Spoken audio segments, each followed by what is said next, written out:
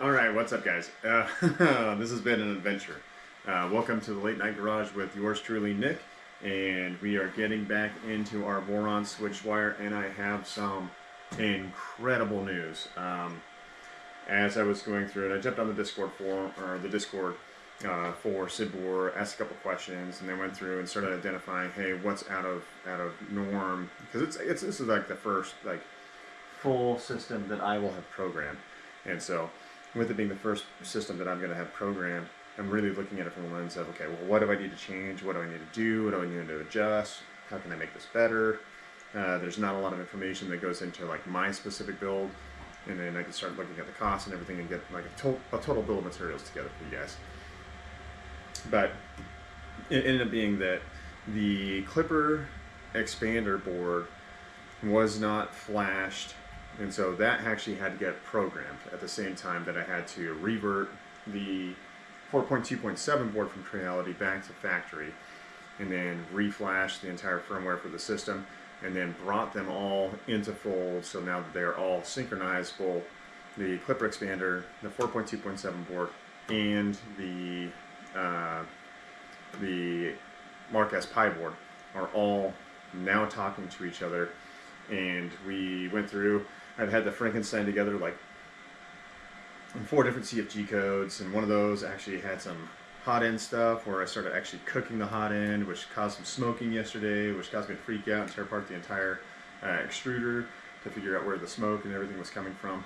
Since then, with the firmware updates across the 3 boards, we are now into a position where I am able to at least run the Y, and I have motor control on the X and the Z. But now tonight we're going to get into actually configuring and troubleshooting each one to figure out what each one does. That way I have the printer CFG file, the printer config file set and established with the fluid config file and the expander board config file. And so I'm happy to say that at least we have motion control now, and I'm able to ramp temperature on the bed and temperature on the hot end. And I should have saved some of those things for tonight, and we could talk through them during the second build when we get into the build number 2.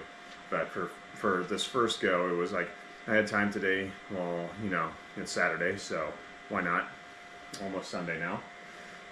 But because it was Saturday, I started tinkering around the garage, did some flashing, did some other work, and then got in a position like, oh my gosh, I have the capability to control the printer now, finally. And so, as we can see up on the Clipper board, we are at the actual control screen instead of it popping up errors. The few errors that I did have, I just negated those lines of code in the CFG file for either the expander, for the printer, or for fluid, just to negate those pieces of code. And for the, and this is a key point, is I don't have any old like bus jumpers anywhere. I scoured through the garage, tore apart some old computers looking for a bus jumper. And so what I ended up doing is the 5-volt cable, because we don't need to run the 5-volt cable to Raspberry Pi with my setup, because the MKS Pi board is able to take a 12 or 24 volt in. And so I ended up taking the, move this video real quick, shoot this down. I was able to take the 5-volt leads, and then I created my own ghetto jumper. And so I just took those 2 5-volt leads, so I have 5-volt positive and the ground, with their 2 split-end connectors, and I just ran a screw and a bolt, or a bolt and a nut through them, pressed them together, tightened it down in order to make a jumper that I could use in order to program, and you guys will need a jumper in order to program the expander board, because the expander board does need to get programmed in make menu config. And so we'll touch on that tonight. But yes, and so I was able to use the parts and components available to me in order to make a quick jumper. So, but if we jump over to, if we jump into Clipper real quick, and as we jump into Clipper, I'm just going to go ahead and save this one. We're going to save it for right now. We're going to have to restart. But if I go to my main screen, you can see that we got Clipper up and running. I do have some stuff for Moonraker that I got to get adjusted here. But if I set a target temperature for the extruder of like 100 and I set the bed temperature, so 100 or 110, that's fine. And I hit enter, hit the bed to 60, hit enter. My fans that are now kicking on, because the fans are actually there on the, fans are connected to the expander board, and so running those off the expander board. And so, but I do have motion control on the X. It's just I got to work out some of these issues. But if I home the Y, my Y-axis working great, and stop works. And I've got to work on getting the X and Z programmed right now because the X and Z are not functional. So if I step the Z, and I don't want to do it right now because I'll probably have to shut off the printer. If I try to home the Z, it's going to try to go one way or the other, and so the end stop is not programmed for the Omron, for the proximity sensor, so I got to get the proximity sensor now programmed as well. And so there's going to be a lot of stuff that's going to happen, but as you can see, we're seeing temperature ramp, we're good.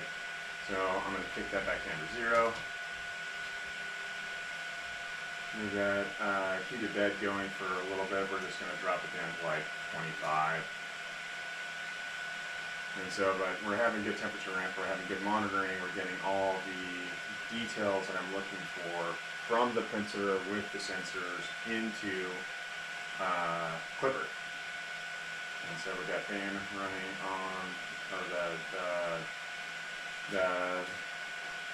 not the part cooling fan, but the hot end cooling fan for the radiator. You can see that temperature is ramping pretty quick down.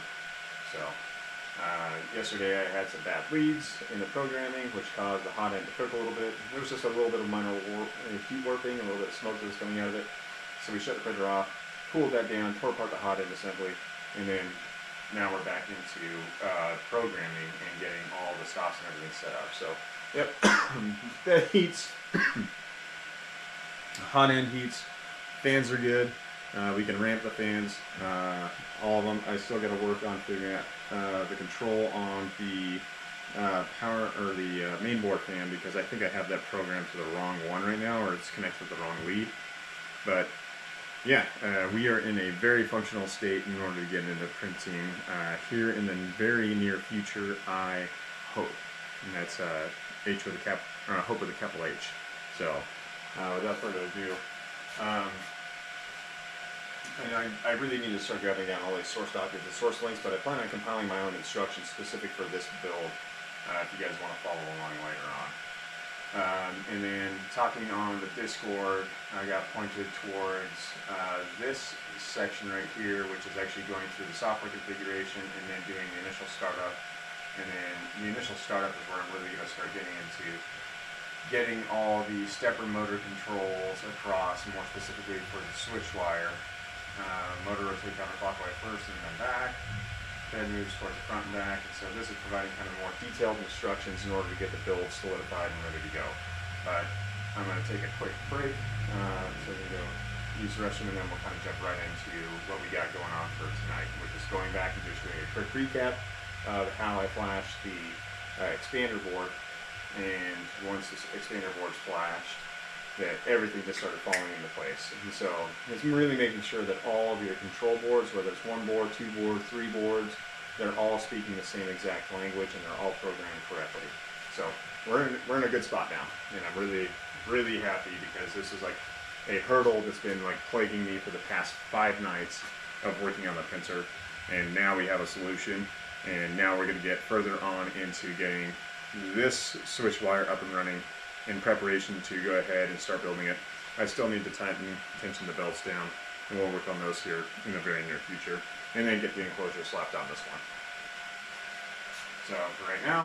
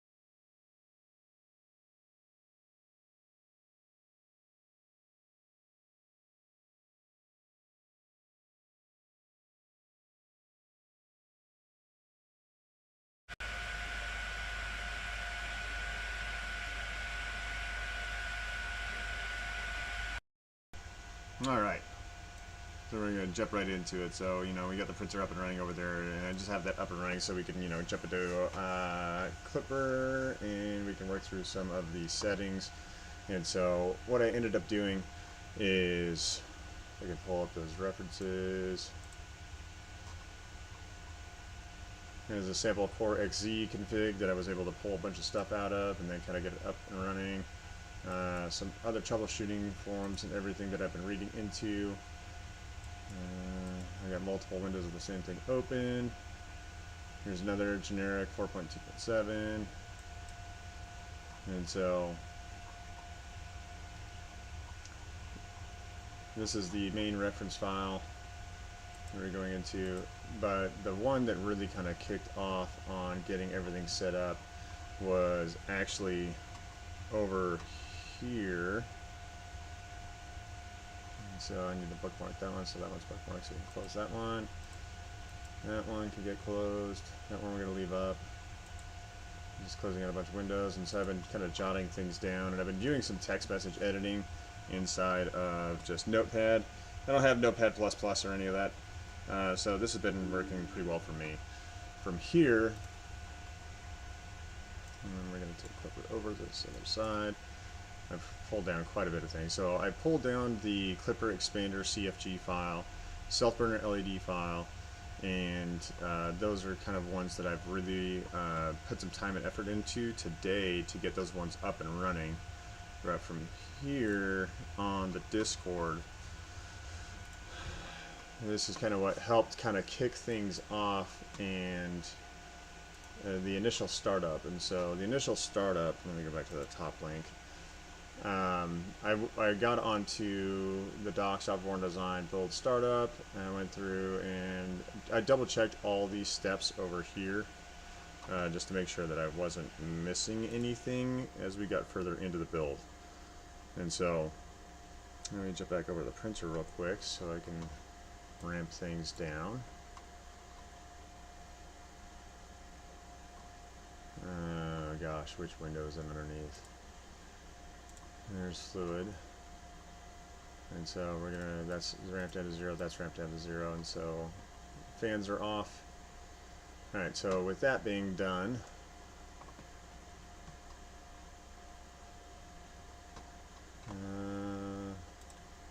there's that one at expander, boron clipper, expander,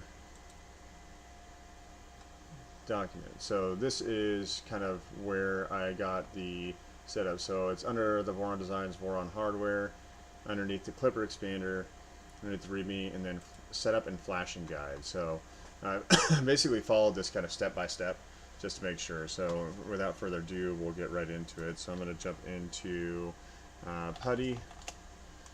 Once I have PuTTY up, 192.168.86.55. Log is in MKS, maker base for the board's password. Once I have maker base, the MKS Pi logged in. So basically went along the same line. So I went LS USB, and so I looked in here, and it says specifically, hey, look for the oh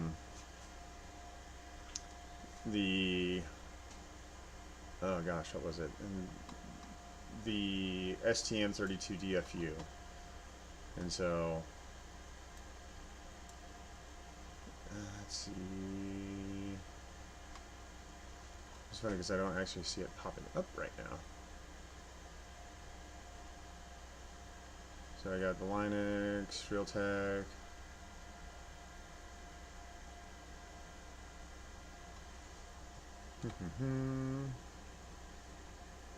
LS USB. So we go LS dev serial by ID, and so there it is. It's sitting right there. So this is the expander board, but I don't see why it's not popping up in here now. Or maybe it's not popping up in there because it's not listed anymore since I flashed it, which is kind of interesting, but you know, neither here nor there. But if I go down to the next command, which is going to be DFU util dash space dash dash list.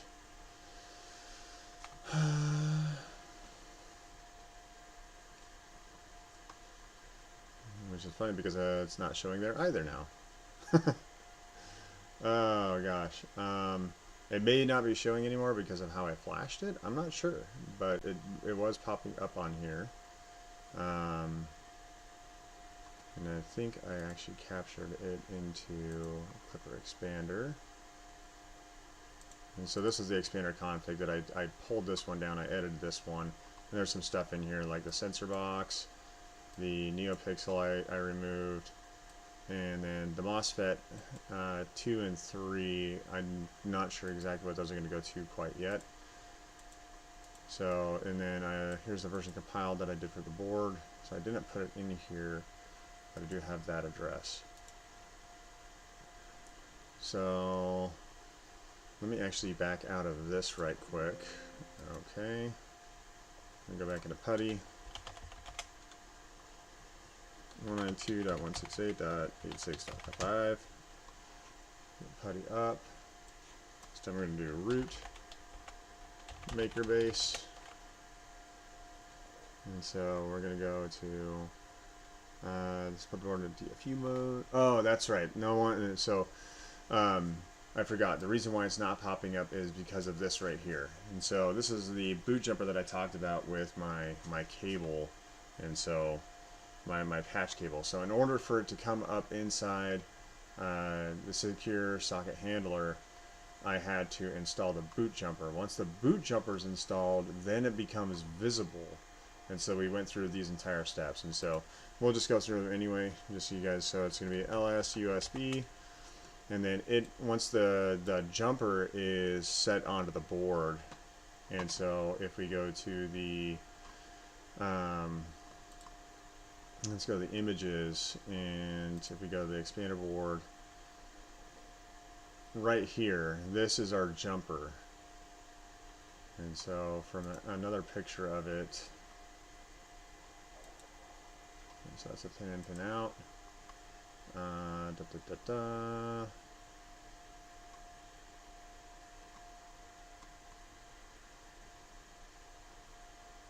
Is there a picture of it on here?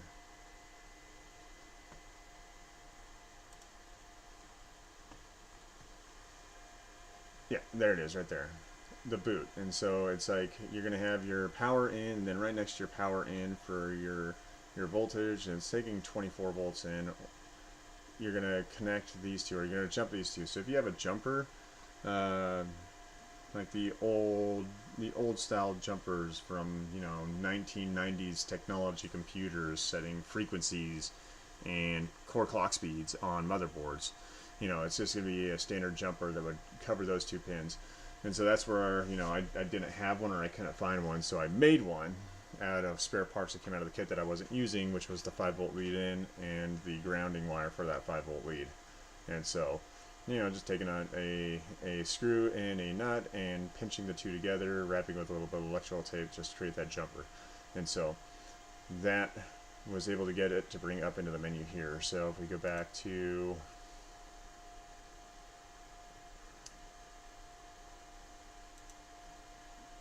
nope,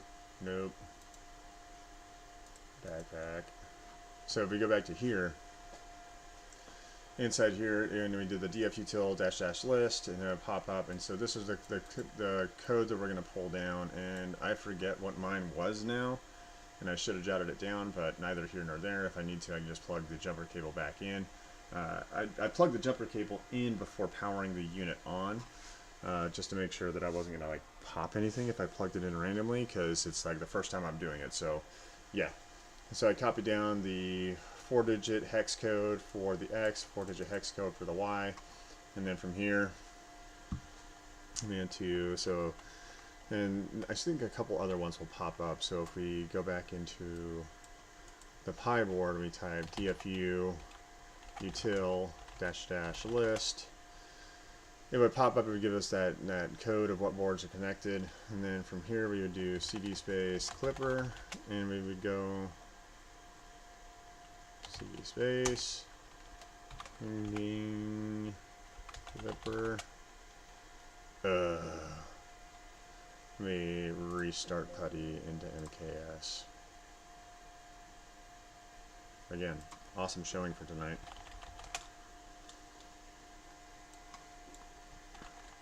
One nine two one's got 86.5. Now MKS, maker base, CD space clipper, pick up right where we left off, and under here we're gonna go make menu config. Once we're into make menu config, so these are the settings, and I followed right along with what they suggested. So enable extra low, STM32, and then it's going to be the STM32F04. And so this needs to change from where you had your 4.2.7 board, because the 4.2.7 board is running STM-F103, whereas the expansion port is running STM32F042. From here, we went down to the no bootloader offset, and then the clock internal reference, we just said that there's no internal clock. Communication interface, we left that the same. USB, or we changed this one to USB-A on PA9, PA10. And then I didn't do anything inside the USB IDs. I just left those as default. And then the optional codes, that's going to be the next section down. The next section down, we're doing support GPIO, support LCDs, support external sensors, off on the next three, and then support for SPI bit banging. And so once that was done, we quit and we saved it, and then we followed the next command down, which is make clean. And so it makes it clean. It should give you a prompt after you have that all set in make menu config. From here, then it's going to be just the standard. So,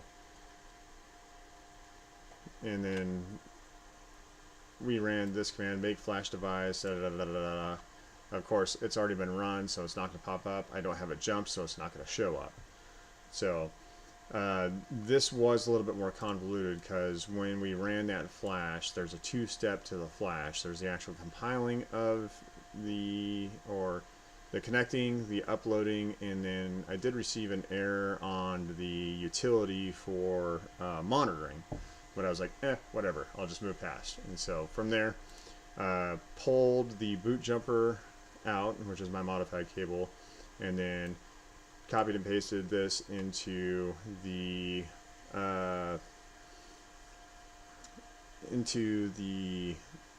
Clipper expander CFG file, and then after the Clipper expander CFG file, took the next line down, which we have copied over here, and this code, or this string dev serial by ID USB Clipper STM for 042 by 6 with the long string after that into the MCU expander in the actual printer config file. And so, and then we put this in there, include Clipper expander, and yep, it fired right up. We had one other error, at which point we just kind of like hashtagged those ones out. So if I come down here to my actual config now, and we go into the Clipper expander, as you can see, I did this around 12:37 this morning. I guess it would be this afternoon. And so there's our file, method command.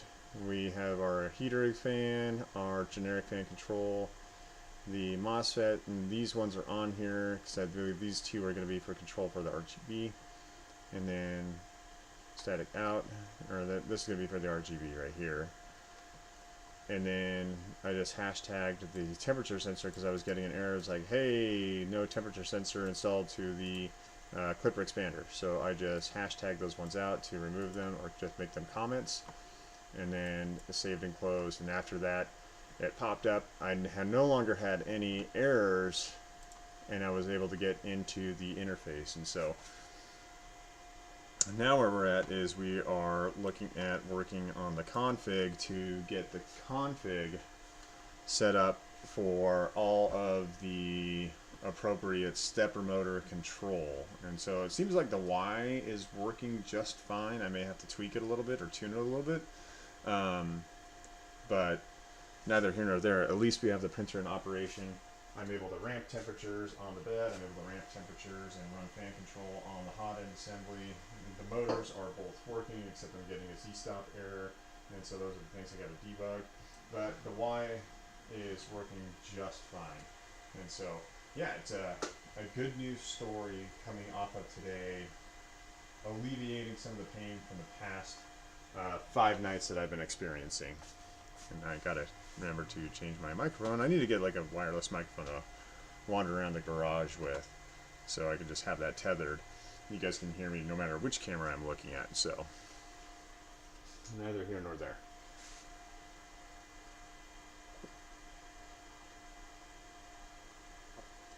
But yeah, so exciting that I'm going to go ahead and home the Y-axis to show you that yes, the printer is alive.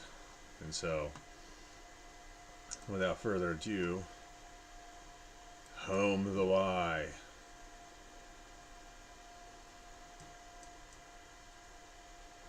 Look at that. It's crazy. I am flabbergasted that we got it up and running. Okay, so now it's gonna be time to get into configs. All right, and so for this, I'm gonna be going back to the initial startup documentation, and we're gonna follow along basically with the initial startup documentation to get us back into settings. So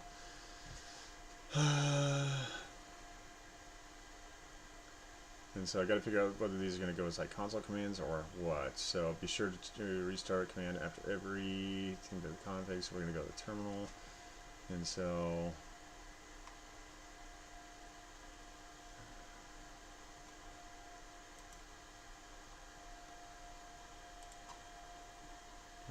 here, so don't worry about that. Anytime movement needs to be made, this will happen in control tab section in Octoprint main sail fluid. Numbers beneath X, Y, and Z control in the movement distance. So verify temperatures, and we've been able to ramp the temperatures just fine. We covered that kind of earlier in the video. I'm going to go grab another beer right quick.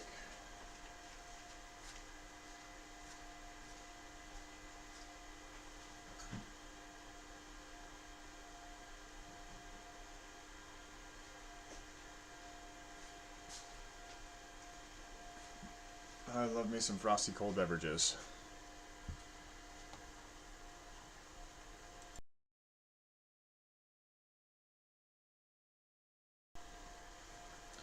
Alright. So start by verifying the temperature properly reported to navigate the Octoprint main sail temperature graph. And so that's good. Verify the heaters. Type 50 followed by enter in the tool. Temperature, set. Stepper motor checked. Verify each stepper motor is operating correctly. Send the following command in the terminal. So we're going to go stepper buzz, stepper X.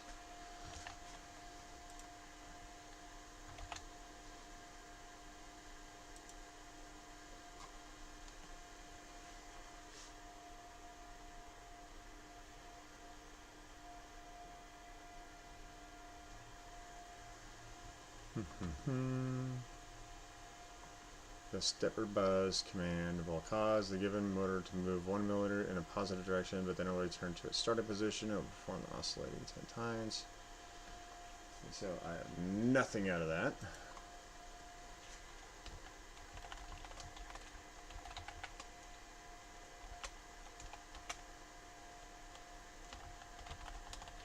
And so I think this is going to go into our config file as well. So I need to make sure that the naming convention that I'm using matches between the two. And so I did see some information in there. And so I have this as stepper X, stepper Y, and stepper Z. In some of the other configs and some of the recommendations, stepper buzz, missing stepper, yeah, that's fine. So we're going to take a quick screen cap of this, so I can have this up as a reference.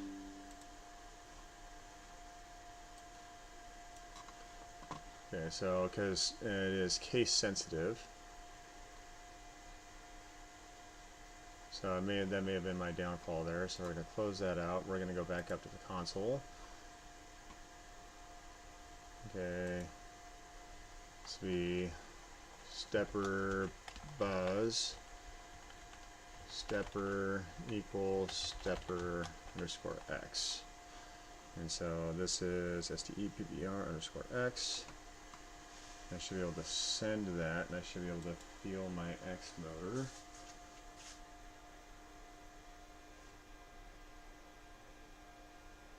Okay, I see movement.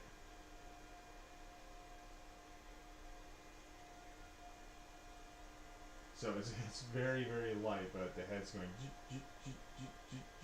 because it's just moving those 10 mils in either direction.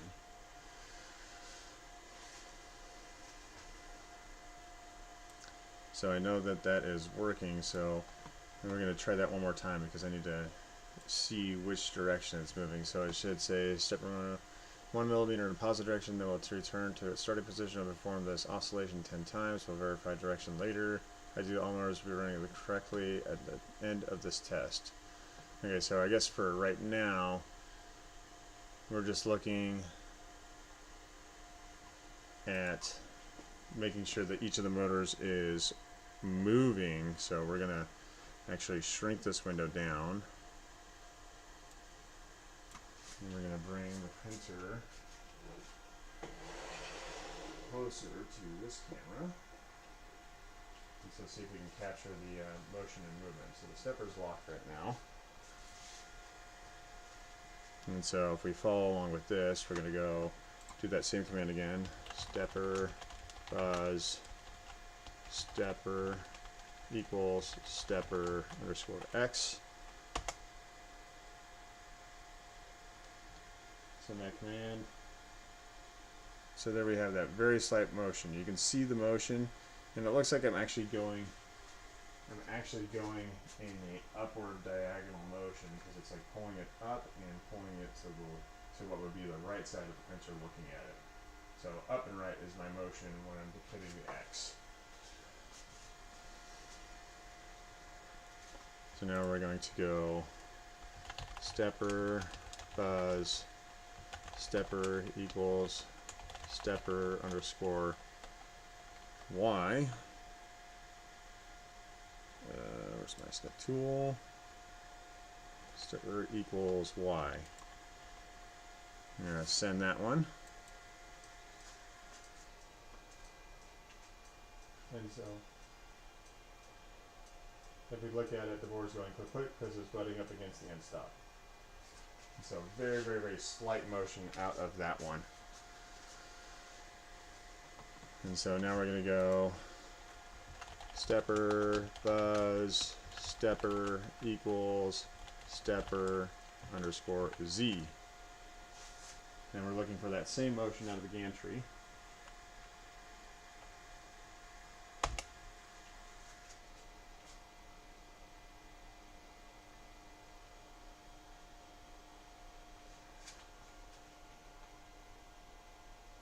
And so that motion actually looked like it was going down and left, down and left, down and left, and then back up and right.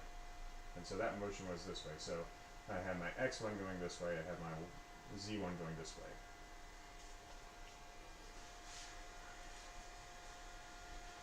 Alright, so we know that each one of the motors at this point is actually talking and it is receiving commands. And so we've got separate X, Y, Z, and then extruder movement direction will be tested later. And so if the step turn does not move at all, verify that enable pin enables and step pin settings for the stepper. If the stepper motor moves but does not return to its original position, verify direction pin setting. If the stepper motor oscillates in an incorrect direction, that generally indicates the direction pin for the system by adding a exclamation point to a direction pin. Or removing it if there's one already there. If the motor moves significantly more or significantly less than 1 millimeter, then verify rotation distance setting. Okay. end stop. If you are building a 22, make sure none of the XYZ end stops are being pressed. Then, so I need to go to here, and we're going to move the Y forward.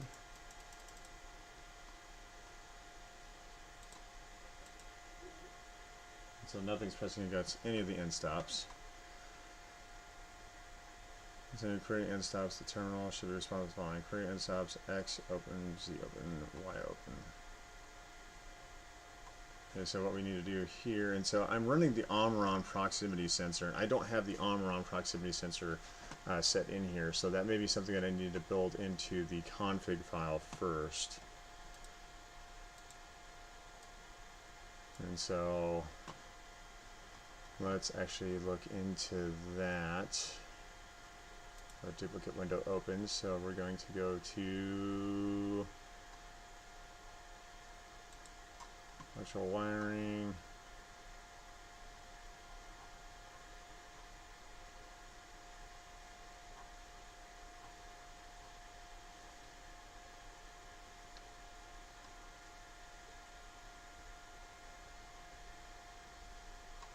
None of this guide's going to help because I'm not running the Mini E3B 2.0.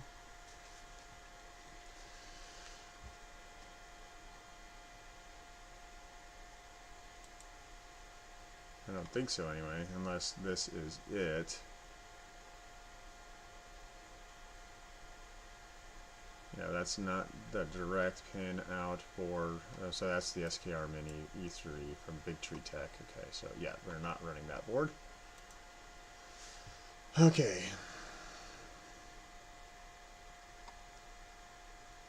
So what I need to do is I need to go to the Omron proximity sensor install. So we're going to go up top, search Omron.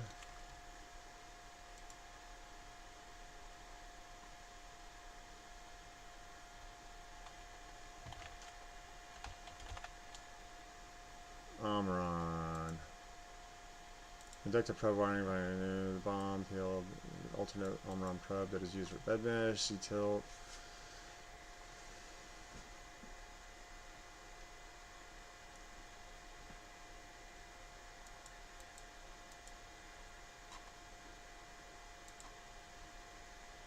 Alright, so that's fine. So how do I get to the software configuration? Control F, Omron, no. There's a startup. Alright, so now we're going to go and do some research into Omron.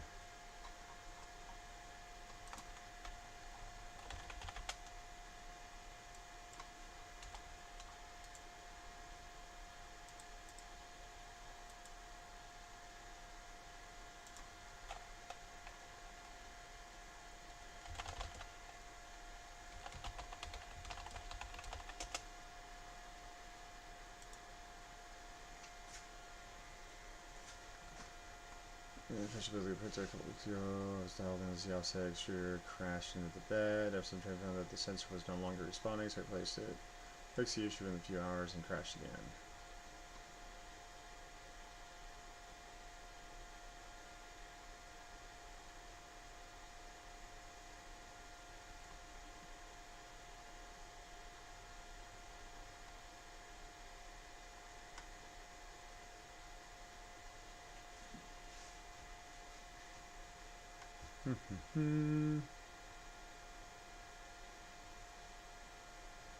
Actually says I'm on TLQ5 MC2. But not sure. The red light stays on, still detects metal, shuts off, and failure. It simply stops detecting the bed and crashes. Red light stays on.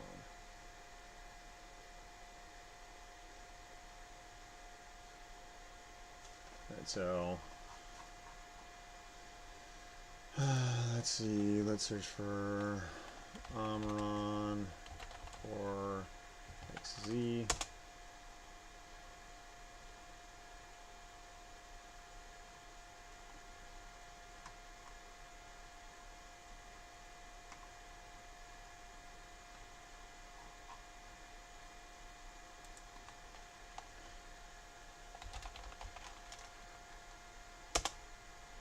let's go here. So let's go to, let's look for the Omron inside of the clipper hardware. Let's search for Omron.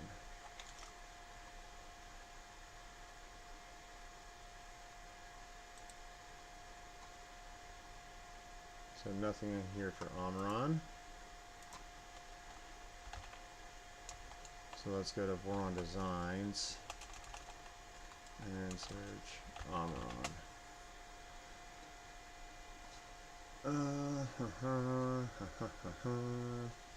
Yay, another pickle to figure out. So Omron came with the kit, and so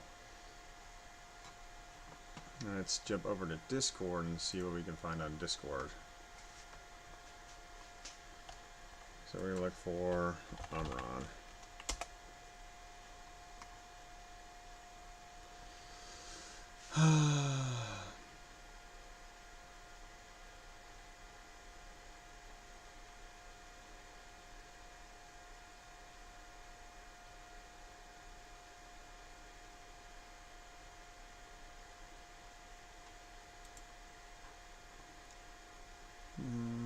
Problems is usually check wiring.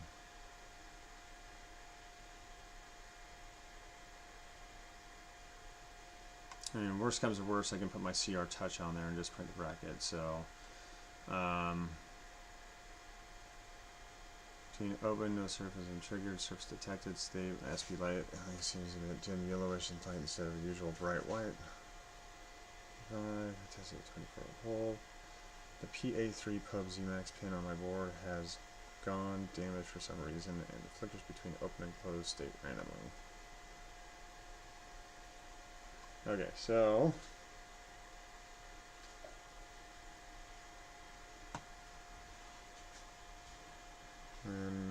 let's see, Omron, Clipper,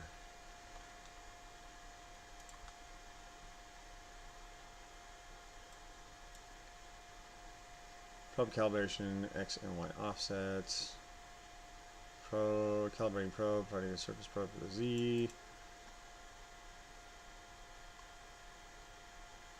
So let's go and we'll close that out. We'll close that out. Go here, we'll go into the printer, CFG. And so right now we're set to a probe Z virtual end stop. And so don't want to do the probe virtual Z. Start by homing the printer and then move the head to a position in the center of the bed, navigate to occupant terminal, and run probe calibrate.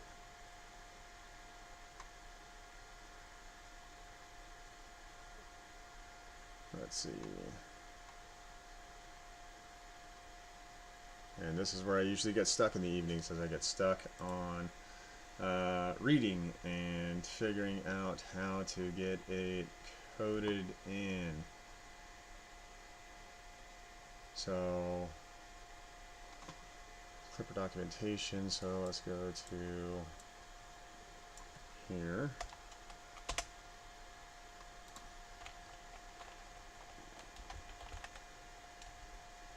TLQ5MC.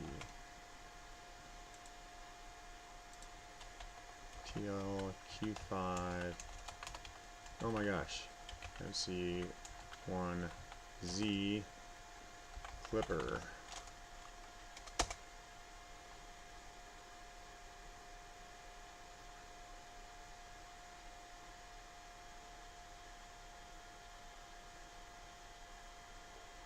Let's see. Okay. So I have online clones. Clone sensor. Solder that diode on it to test. 24 volt. Radius of the long sensor. LED always up.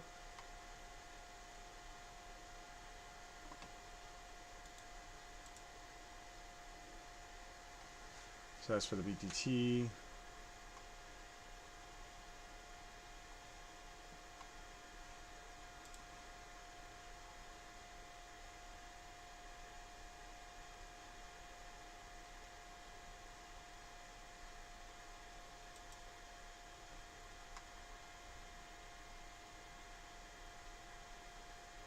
Let's see.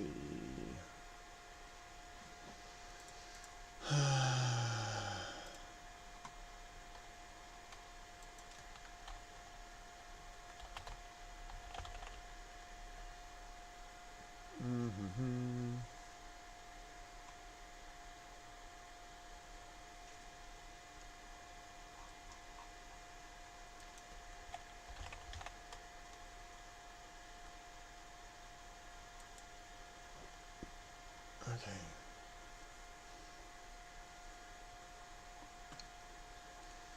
The bomb spec PL08N inductive probe and the alternate Omron probe that is used for bed mesh, Z tilt adjust, quad gantry.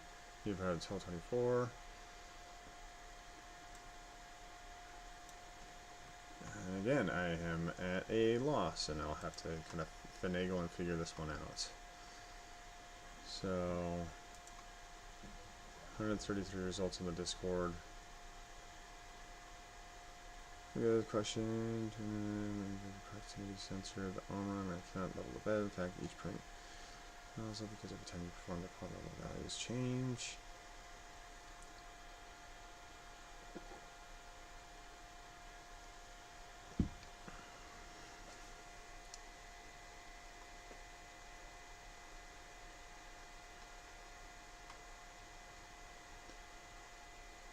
So I looked at earlier with the Omron inductive probe. I'm setting up an interwire for the first time.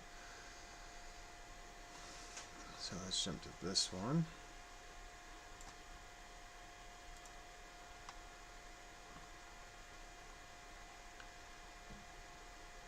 Build info, stock into 3v2, switch wire using the subboard conversion kit, which is exactly what I'm running, except he's running the 4.2.2 board. Print that is repurposed from stock into 3 material, if not less aluminum. Omron inductive probe has the support kit. Problem trigger. The Omron inductive probe for Z homing and clipper. Every homing attempt will send the tool head crashing into the bed. Current setup, which isn't working. The wiring per the documentation plugs right into the Crowley board for the real touch. Pin is PB0 according to the Crowley board schematics. So my printer config. So this is what I'm looking for: a stepper Z, step pin PB6, and so let's go over stepper Z, step pin PB5, direction pin is PB6, and so those I need to double check, but that may be because he's running the 4.2.2 board versus I'm running a 4.2.7 board.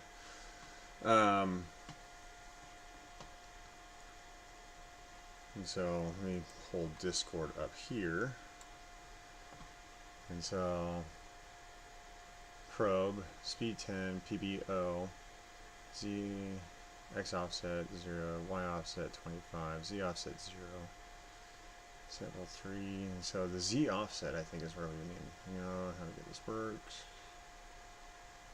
With holdings, bezel onto the probe to see if it says triggered. I'm not sure what that holes react to, a true screwdriver, a bolt or something.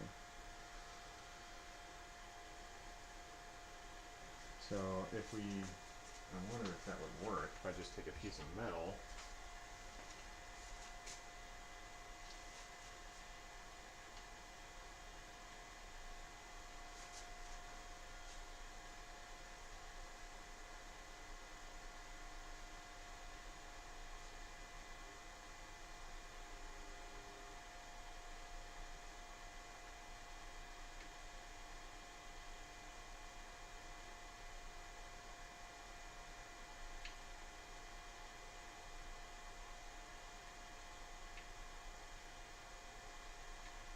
Okay, so the proximity sensor is working. So, taking this wrench and then just moving it up underneath the probe and then basically touching the probe to it, it was triggering.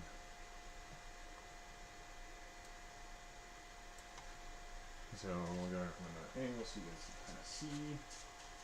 So I'm just coming up here and I'm looking down it because I can see the red LED right there. So if I hold my head here and I hold the red LED, I can bring this up towards the proximity sensor. And as soon as I get close, not touching but really, really darn close, that LED is turning off. And so it is that it is sensing a metal object. But based off where my nozzle's at, I'm going to have to really lower that down in order to get it to function correctly. So I'm going to have to actually manually adjust the Z height offset.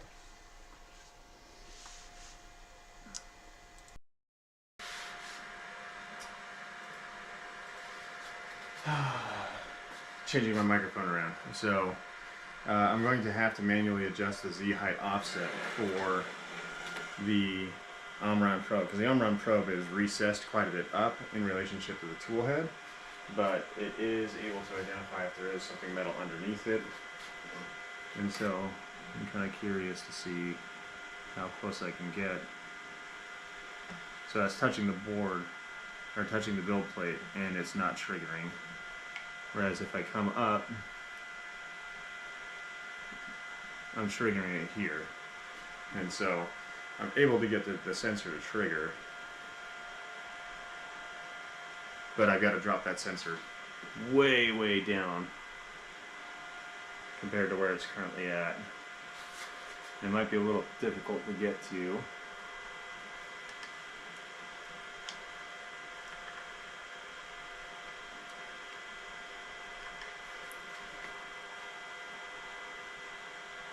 In fact, I'm going to have to take the entire assembly apart for the hot end in order to get to those, to get it into a form, fit, and function in order to get it to work. So that'll be exciting.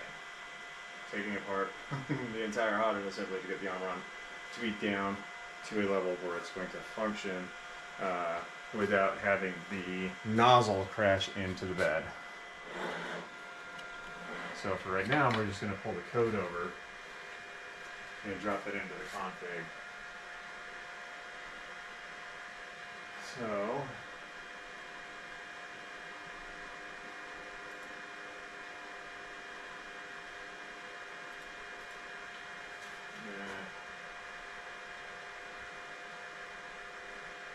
grab that and bring that up a little bit. And enter down, probe. And under probe, it's going to take this information, have it paste it in here. So his pinout is the PB0. So for that, we're going to go ahead and close that window out, close that window out, close that one out. And we're going to go to our downloads. Okay.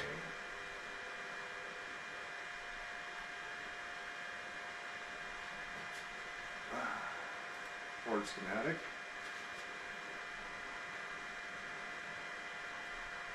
And so based off of the build instructions, it should be right here, and so that one's connecting over, so pin one up.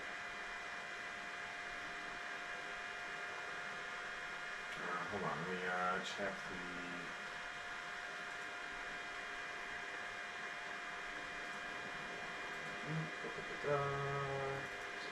parts. Nope. Put it over the documents folder. Sabor. Assembly instructions. Scroll down here.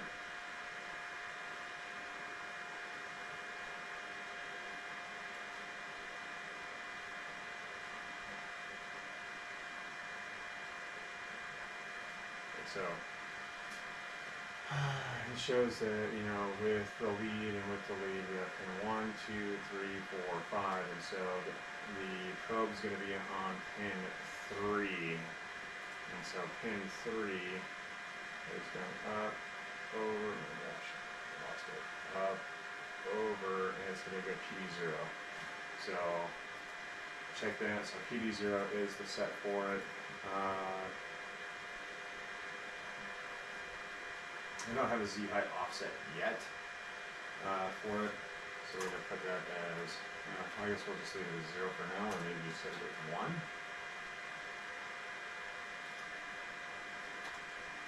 Okay, so from here,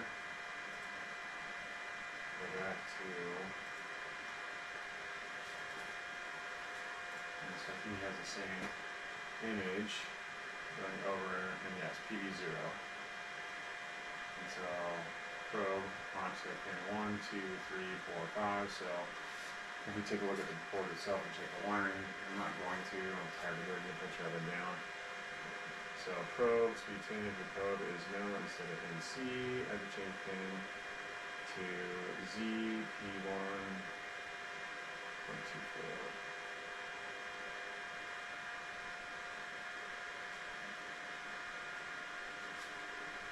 Center size medium, distance 3, center tolerances, console 2. So I guess we'll just leave this as 0 for right now. It is the offset. We tries 3. So now we're going to see if we start. And now we're actually going to physically adjust the positioning of it. And so, tear down.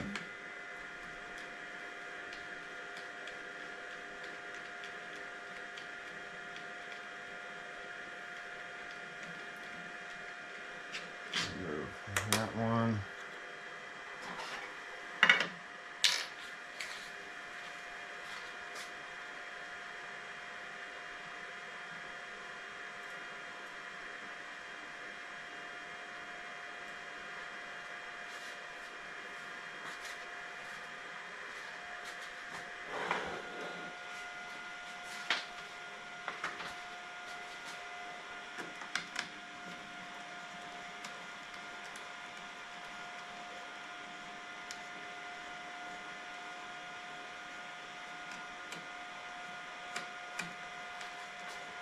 And I'm ghosted on the other video feed, so I gotta refresh that real quick.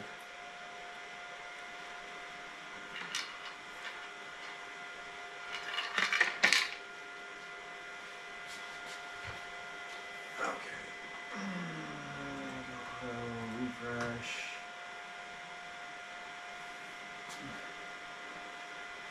Alright. Moving right along.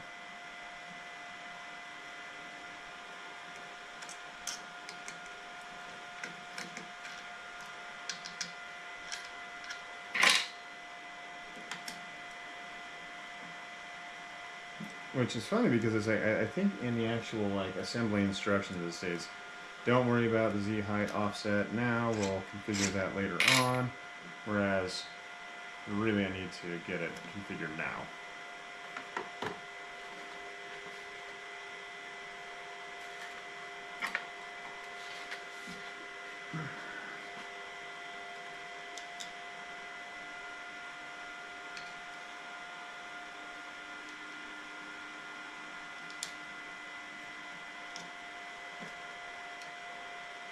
And so that little bit of heat creep that I had was actually underneath the hot end assembly, and that's where it started smoking. But there wasn't really any damage that I foresaw. So from here, I'm going to set that off to the side. I'm going to loosen up these two. I'm going to pull that proximity sensor down. And so once I have that pulled down, I'm going to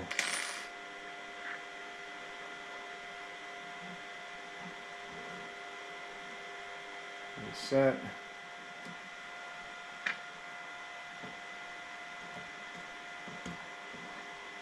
I'm just going to lock these in real quick just to hold it in place.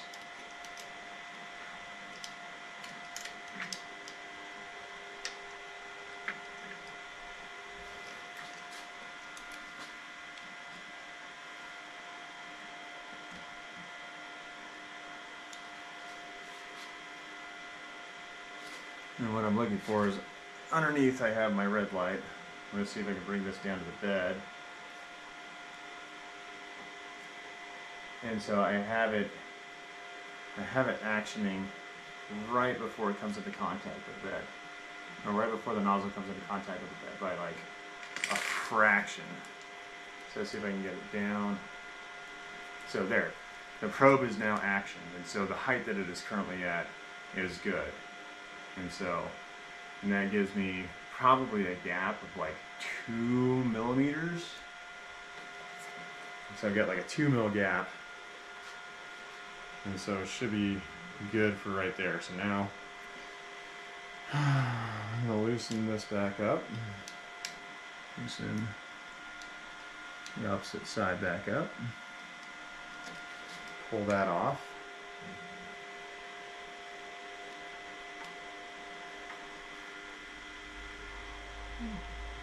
Tension side 1. Tension side 2. And that's the LED that I'm looking for, is that little guy right there. So I don't know if you can see it on the camera very well, but it's a little red LED.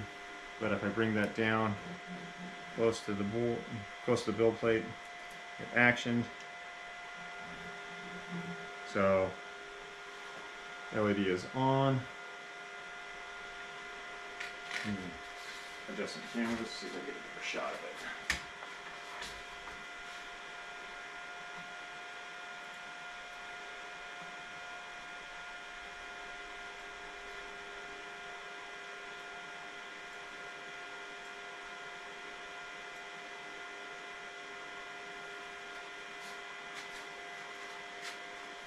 Okay, so you can see the red LED right here. And so when we bring that down close to the bed, LED's off. And so now we're gonna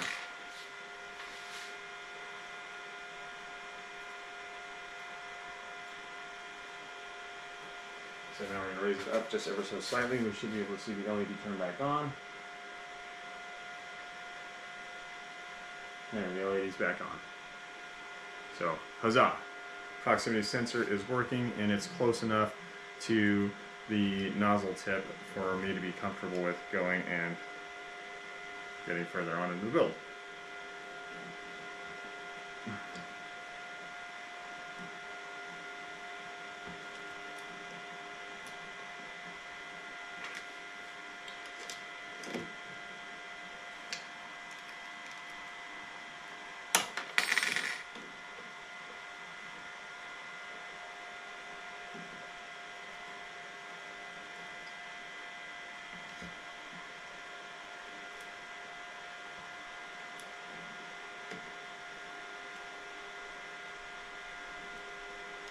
I think these might need to be recessed a little more. That's not allowing me to set in there. Put that down a little bit more. Put that down a little bit more. Those screws are kind of slightly pushing out.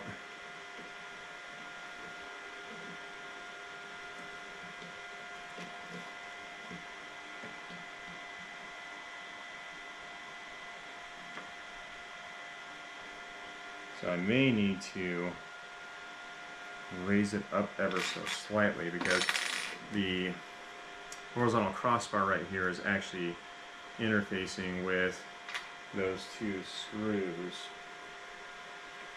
So screw there, they're impacting this crossbar. So it's either I shave this crossbar down to accommodate it, or we're going to try to raise it up ever so slightly.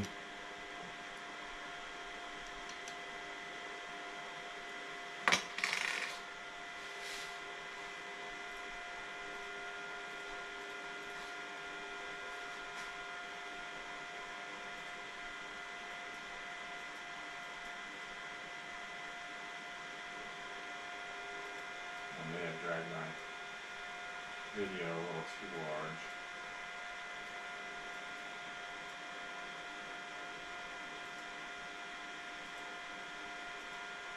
And of course, as soon as I started doing it, I lost my other feed.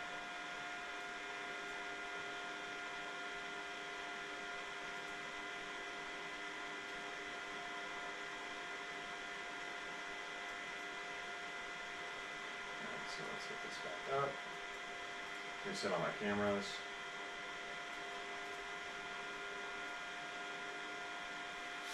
Alright.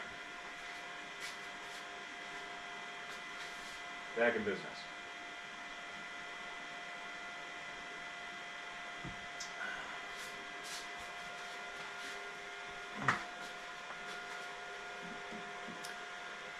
So in essence, what I want to do is I want to get this in a position where I'm not going to have an issue with interface, and so the impacting there, that's where the impact is. So I want to get this set in a position where I'm going to be able to get the carriage to set, and so the carriage is set there, but still be able to get this thing to interface without impacting the nozzle to the print bed.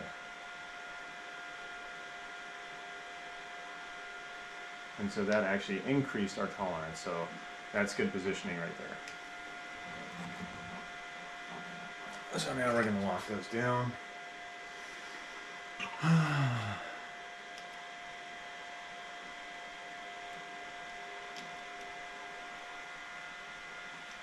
so it did get a little canted, so I'm going to remove that cant.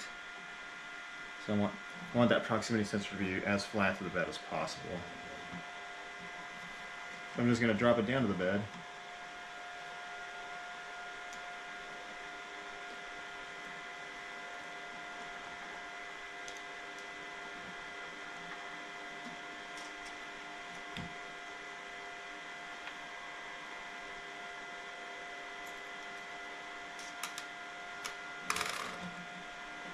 Check the positioning one more time.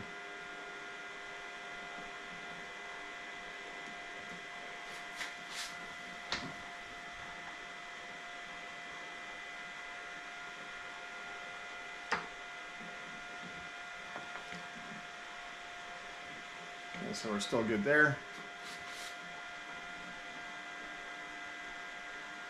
Still good there. Pop that off.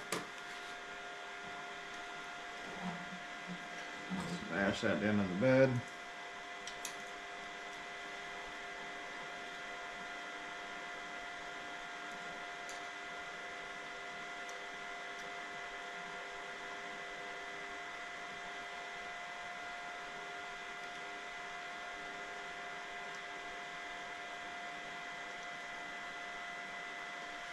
All right, raise that back up.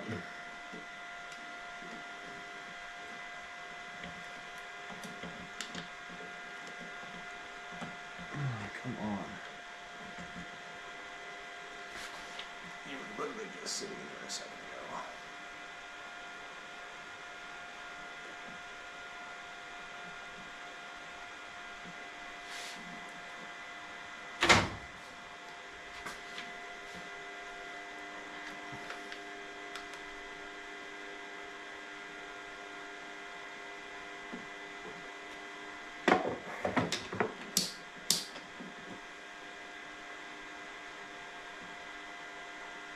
And so we're still impacting where that crossbar is.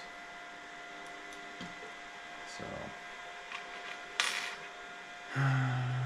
loosen that back up again. So I want her to be just ever so slightly above where that crossbar is.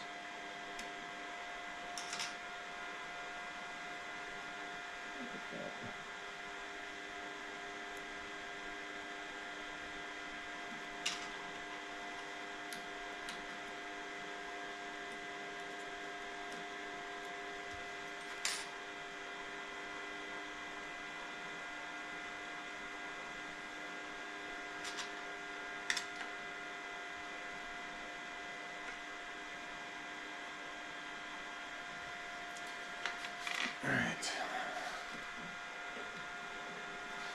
20th time's the charm. Okay, so that set's perfectly fine. But is it going to action before impacting the bed? And so it does. And that even has a tighter tolerance. So now we're going to call this one good. I'm going to put that down the bed so we're flush.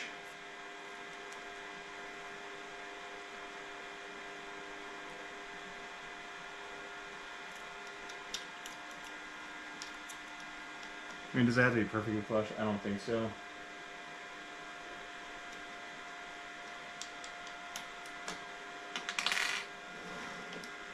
But I also don't want any additional pressure being placed on it if I don't need it. So now we're going to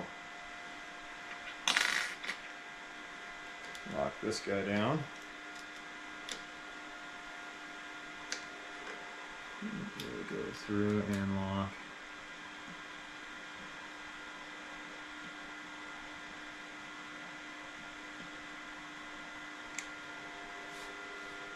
I think with all these manipulations, I may have lost that other one. That's fine. I'll put our Fran shroud back on.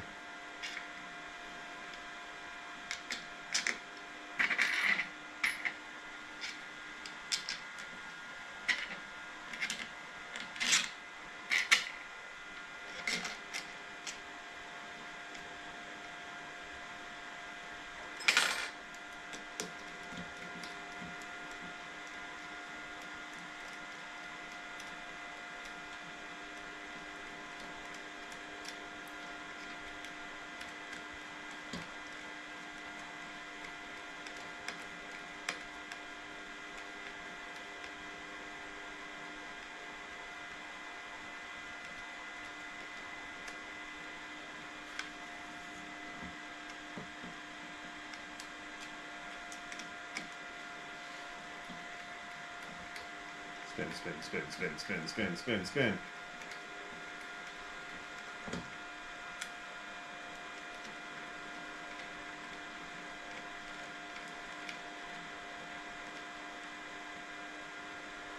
Alright, now that we got our probe commands loaded, let's run a probe test. Yay, probe test. Not protest, but probe test. There's enough protesting going on in the United States right now.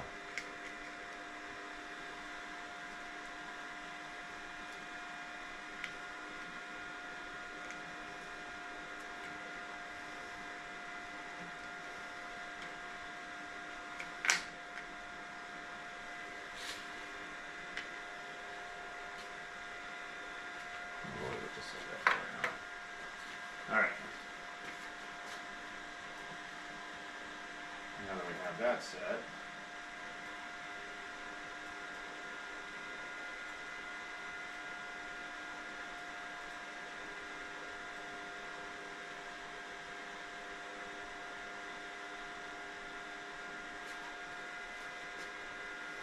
okay, so we got that done. We have our picture CFG file, we've got our probe set. We're going to go save and start, sure. Alright, now we're going to shrink down this, we're going to go back over to the initial startup.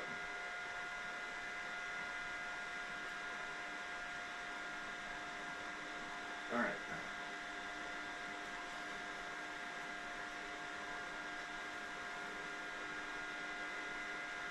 If you're building a Voron on 2 to require sensorless homing, you should follow this guide.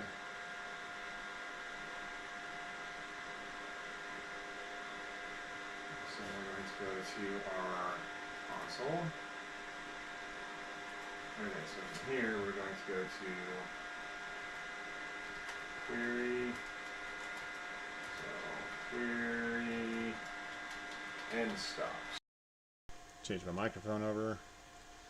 So we're going to query end stops, hit send. So it says my X is triggered. If it didn't say triggered instead of open, double check, make sure none of them are pressed. Next, manually press the end stop switch and send. So if we press the X end stop, so we'll smash it over the side, hopefully it'll stay in place.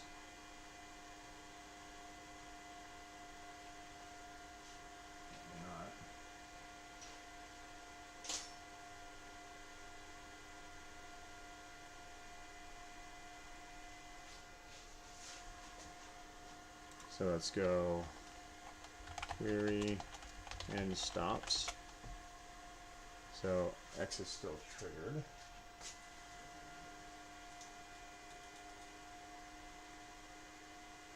How can I keep this closed?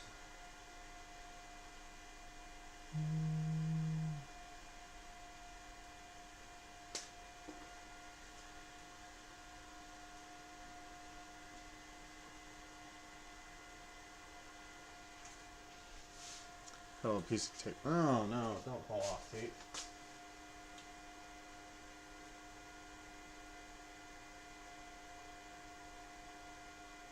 Hold tight, little tape. Hold tight. Be strong.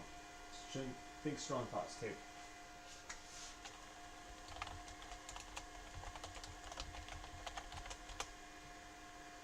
Trigger, open, open. Okay, so let's see. Make sure the end stop says triggered, and if any of them say triggered instead of open, double check to make sure that none of them are pressed. Next menu, press the X end stop switch.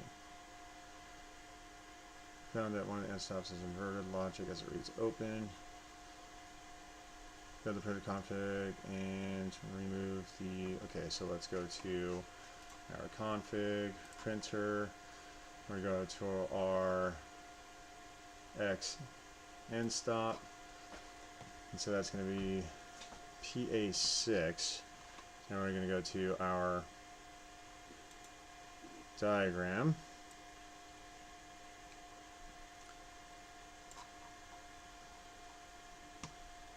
E stepper, stepper, stepper, stepper.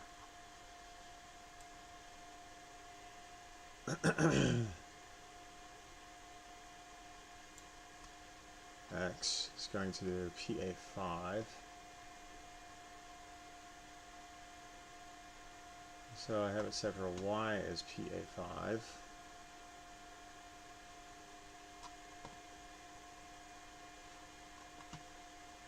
X is PA5. Y is PA6.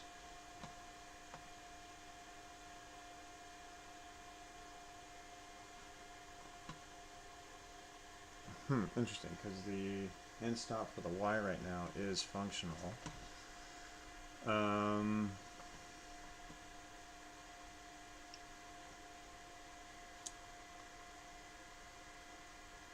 X, Y, Z bending. X min is PA5. So we go here, Control F, PA5, 1 of 1.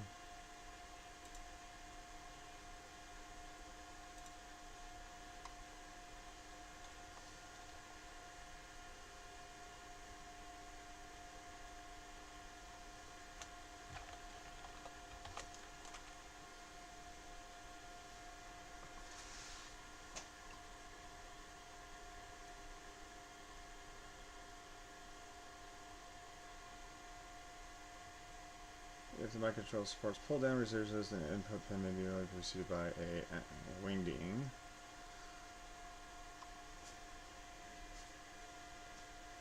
Input pins.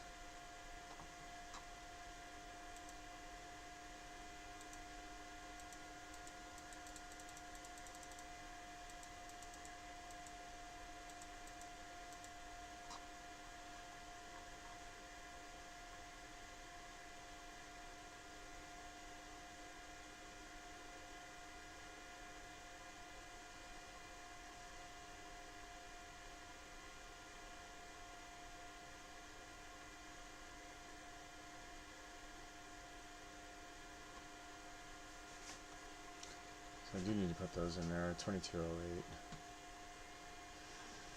Alright, let's go back to our config.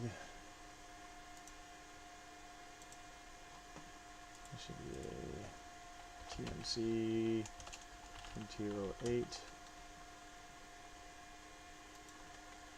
TMC 2208. TMC 2208.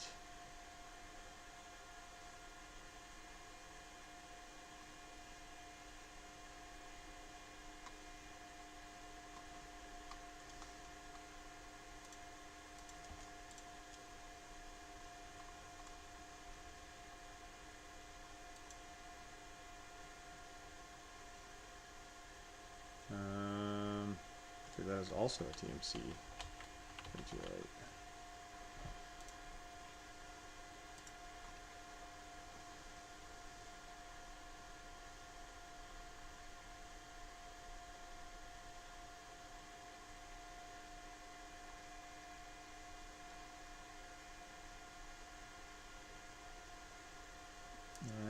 That's fine.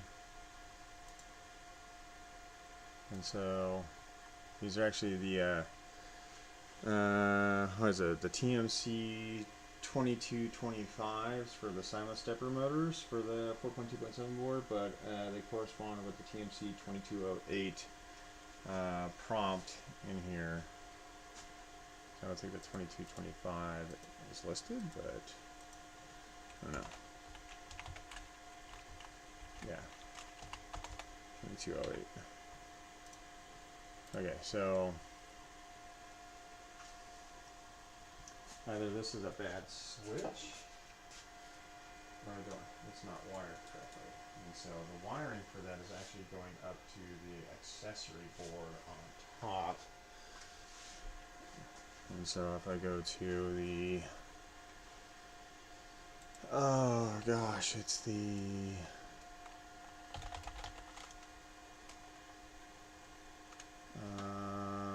Super E3D.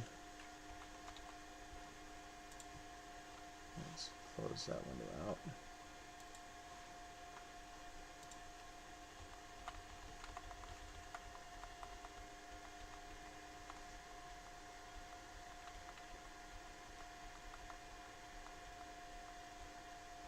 I need to check my cabling for that.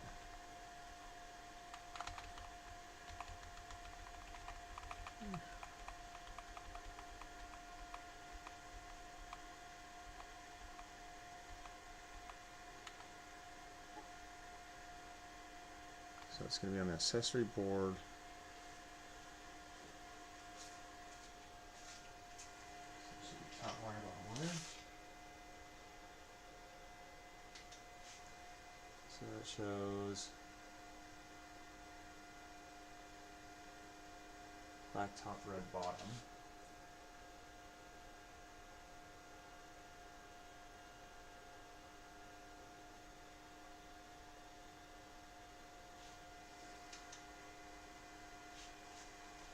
So the switch orientation. You've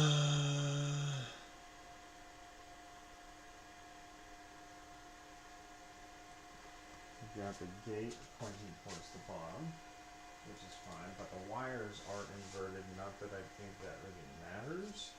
Maybe it does.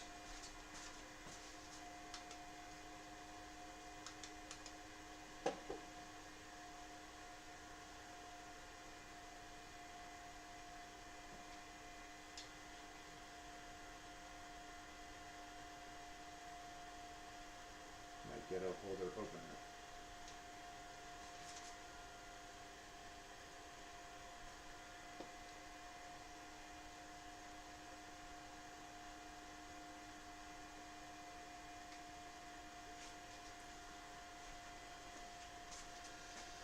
Okay, so red front and black rear is what it's listed, whereas this one is black front, red rear. So technically it shouldn't matter because, I mean, the wires aren't path crossing anywhere. It's just they have the wrong color associated. And so that should be going to the bottom and out. With the left one is 2.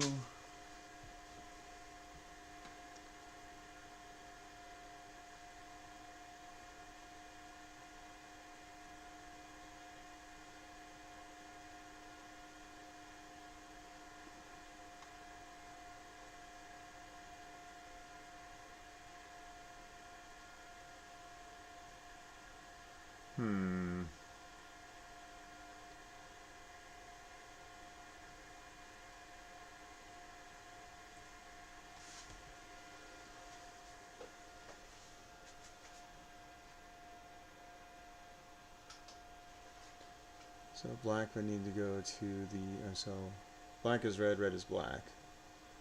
So black front would go to the bottom. So black's on the bottom, which is also put on the front. That's fine. Why is it not triggering the sensor?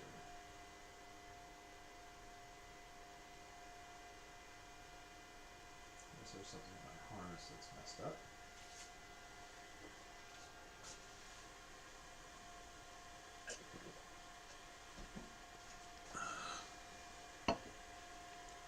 so go back here. So my X is PA5.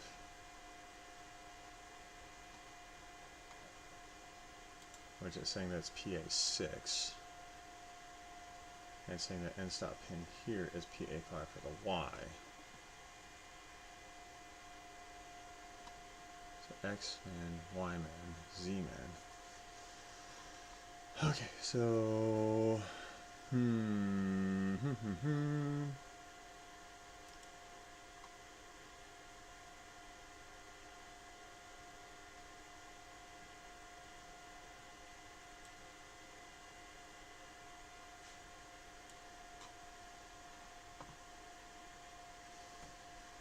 Right.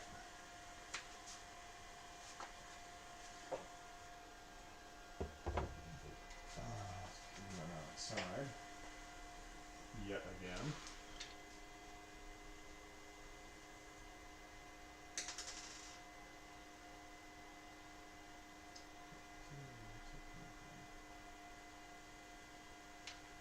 It's always disconcerting when I like pull it apart and I'm like, oh hey, look, I've got these extra screws laying around. I think it's from my disassembly yesterday.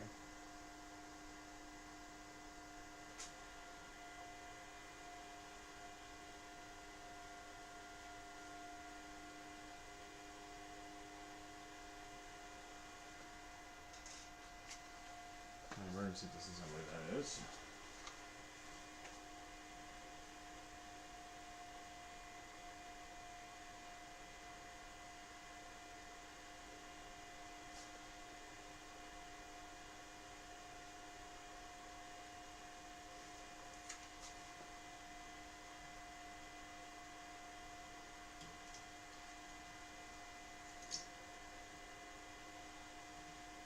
So I disconnect that. Let's see what it says now. So we're going to save and restart.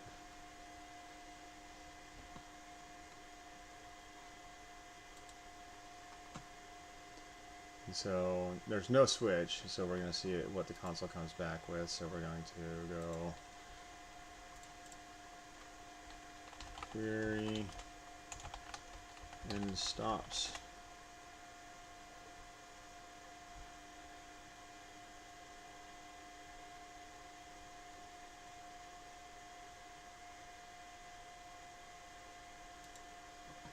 Okay, so I was not happy with that, so I'm just going to go back into printer CFG and I'm going to remove that. I'm going to remove that, and I'm going to remove, because I think the TMMC is going to be for one of the other boards, not necessarily the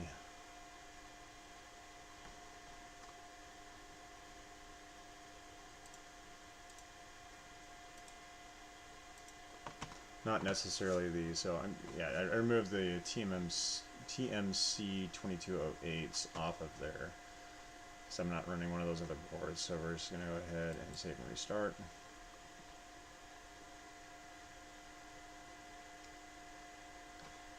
Gosh, I missed one. So back to the printer, hold on, printer CFG, and remove that.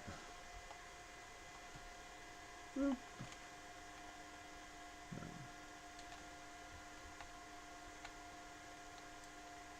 Remove that. Save and restart.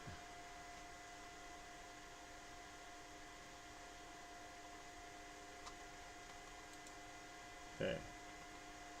So we're going to go here. Now we're going to go back to the console. The console. So query and stops.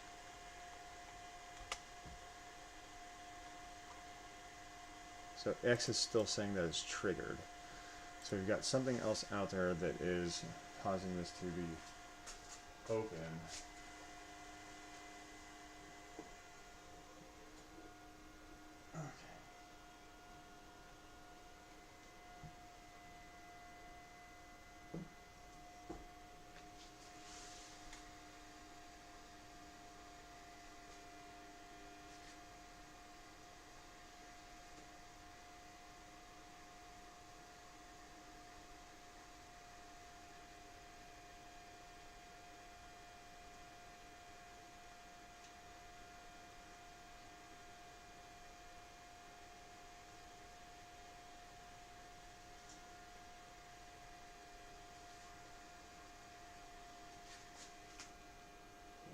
to my Y.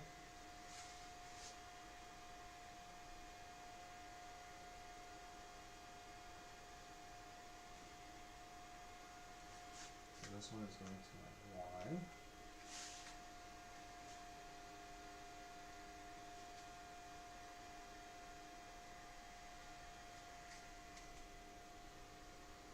So this one's going to my Y. No. That is for my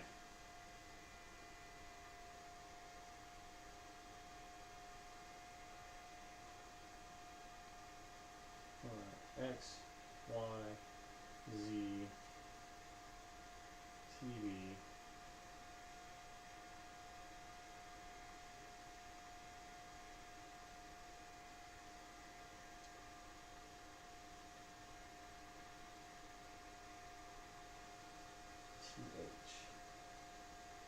Okay, so let's go back and take a look at the wiring diagram because that doesn't make any sense. So I'll go down to our boards. So I programmed these to be exact as it states in here. Where you've got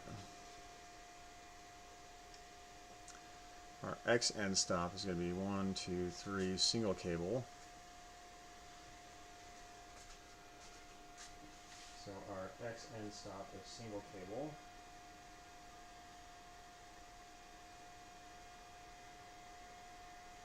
And so that's actually connected up to the Y terminal. So my X end stop. So this is X, Y, Z on the board. Because it's like, as you can see, it's like X. So we have our run out sensor, which is this. We have our X min, which is this. We have our Y min, which is this. We have our Z min, which is this. And so I think these need to be changed.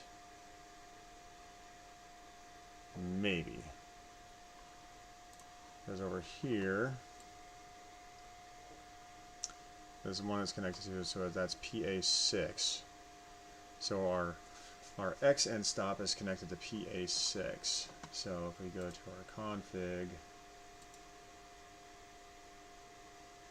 we go to our X end stop PA6, which is correct.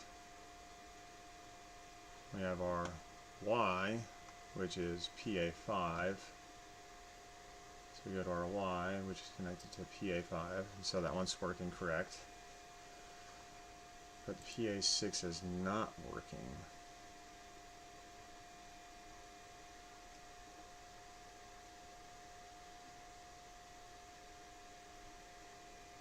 Which is crazy because it's only a single lead that's going to it, and I think that's because the tooling board's providing the ground.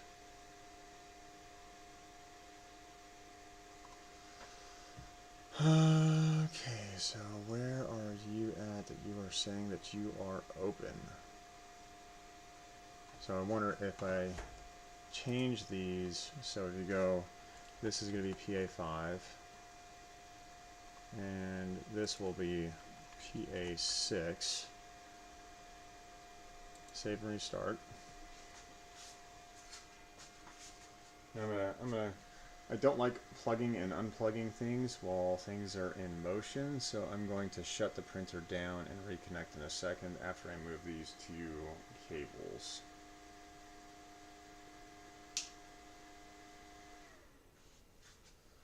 So we got the printer turned off.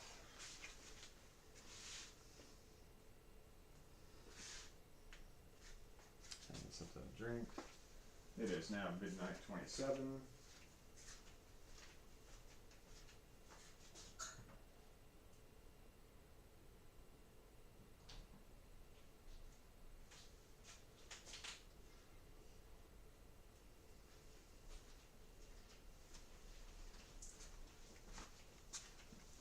I just spilled a little bit of beer. That makes me sad.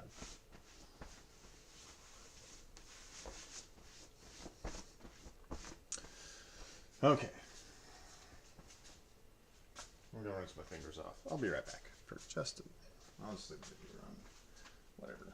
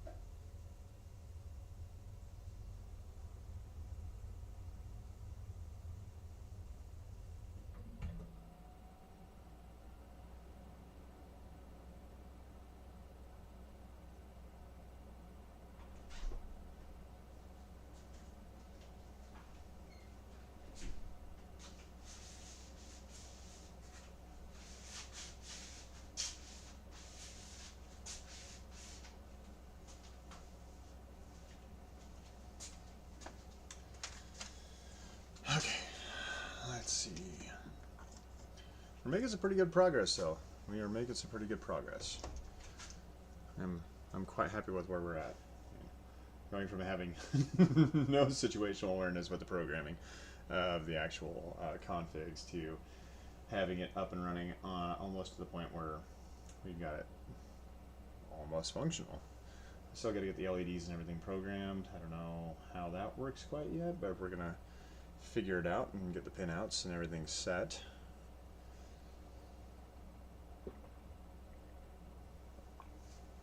And it's making a lot more sense to me now. So.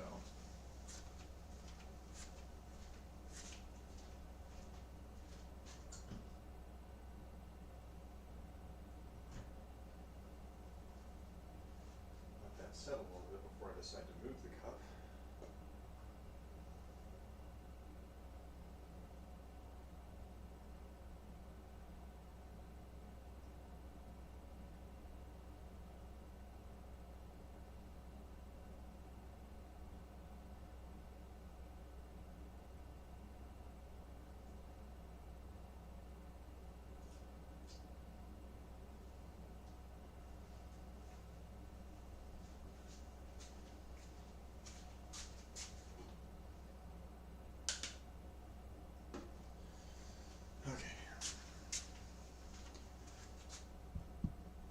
Jumping right back into it.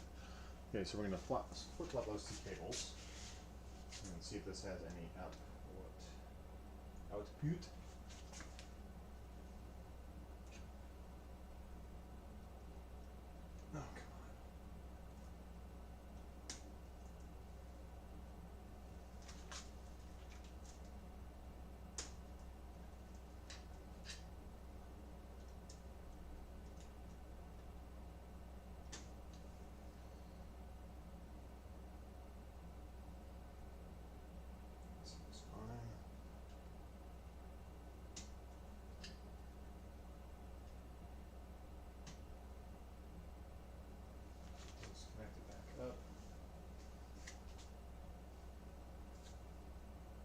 come on.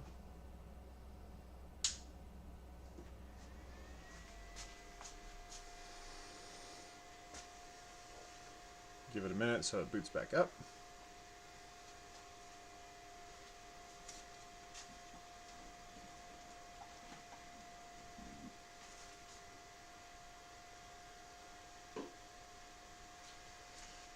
Okay. Let's force a refresh. Okay. So under here, when we look at it, so our pin out, we change these around, so we've got our X now on PA5, so we've got PA5, and then we have our Y on PA6, so our Y on PA6, separate Y on PA6. So now let's do a close console and see what it says for query end stops. Still saying the X is triggered. The X switch isn't even hooked up, and it is stating that it is triggered right now. Y is open and Z is open.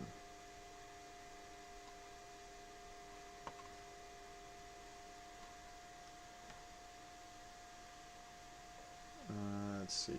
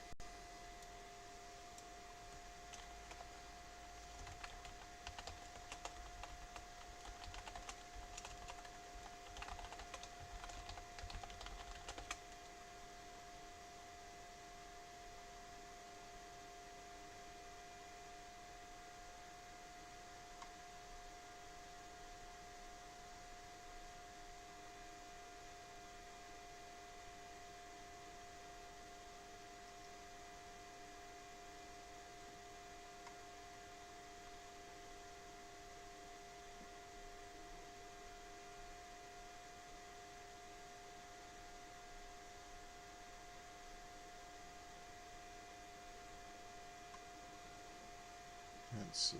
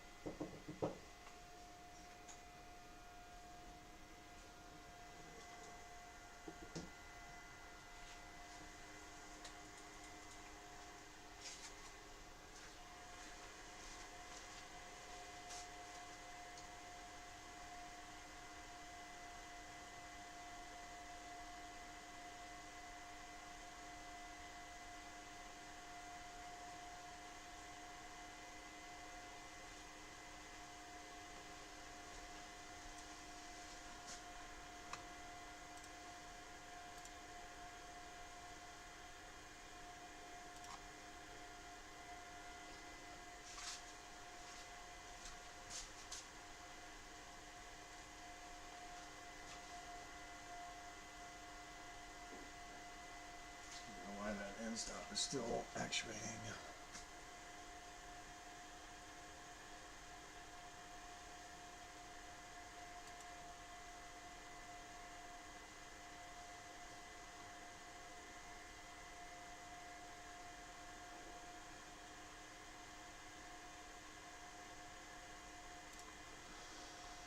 Let's see.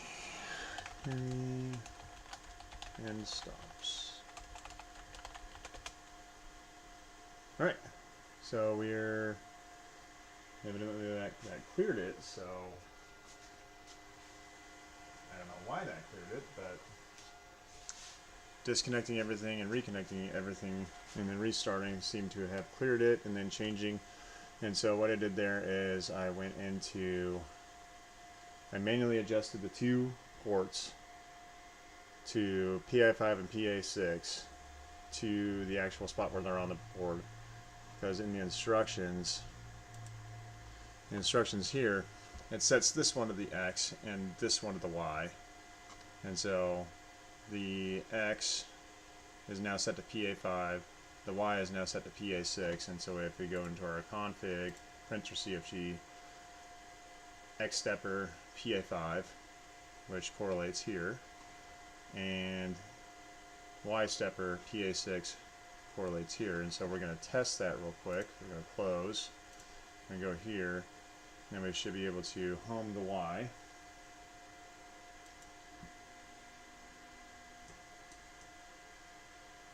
And we're good.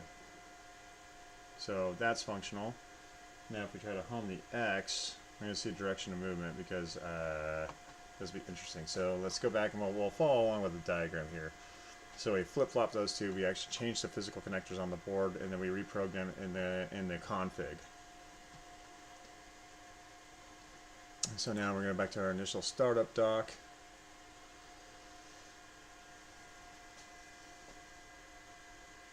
So we're going to go back to the console. We're going to check to make sure that all of them are open. And so we're going to go query end stops. So our Y is triggered because it is pushed up against it. And so I'm going to grab that handy dandy piece of tape. We're going to hold down the X end stop.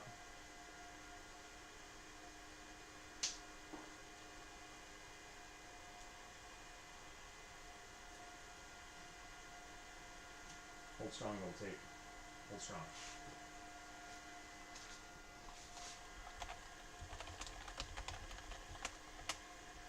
So now we're X triggered and Y triggered, so we got pressure on the plate and we got pressure on the X limit switch, and so those are good. So we'll pull that tape off.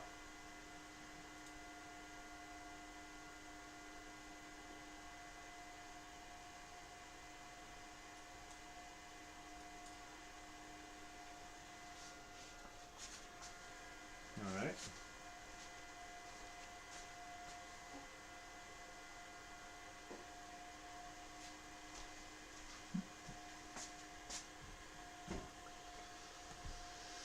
Okay, so so our Z end stop's a little bit more interesting. So XY homing check.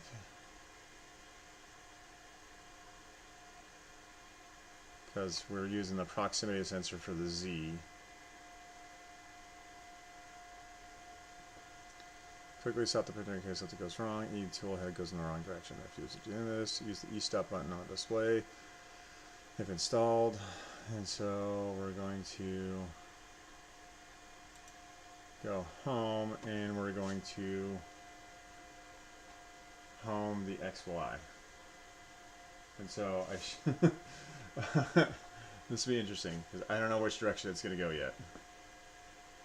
So we have that in the middle. It's locked. Okay, so we're going to home XY. It worked. I am. Oh, this is great. Yes. In fact, 2 thumbs up. Okay. So now I got to figure out. Okay, so XY homing check, E end stop. So I don't know if these are disengaged. So we're going to move that back up to center and center. And we're going to run the homing on those again just to be sure.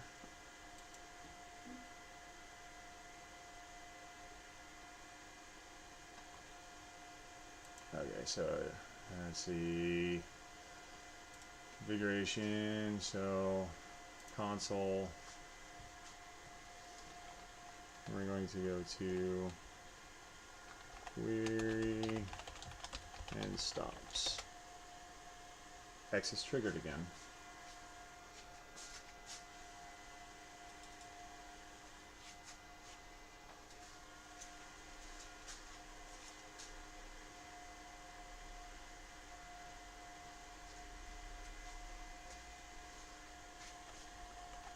So let's go back up here. Let's firmware restart.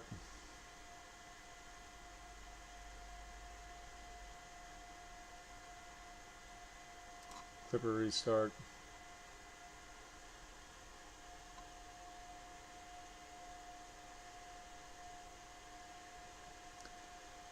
Console. Query and stops. Says the X is triggered again. I don't know why. Let's see. X and stops. Stays triggered.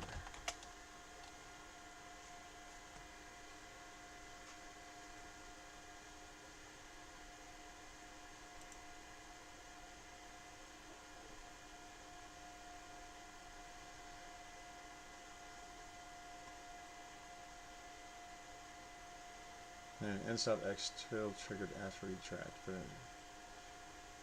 Had a loose connection on the X end stop.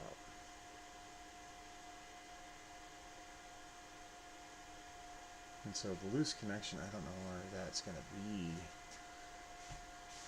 Is that up in the toolboard or is it that down on the MCU?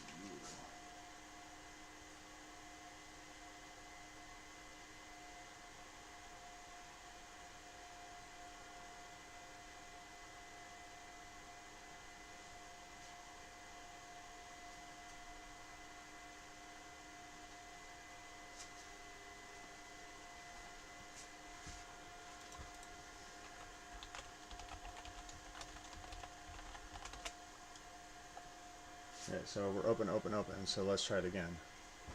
So I just pressed in on the wiring, so I may have a loose wire in there that needs to be adjusted a little bit. So now we should be able to go back, open, and we should be able to home the XY.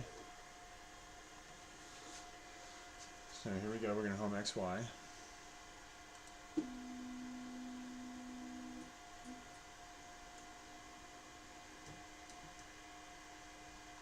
So now we should be able to go over to console, and it should say triggered and triggered.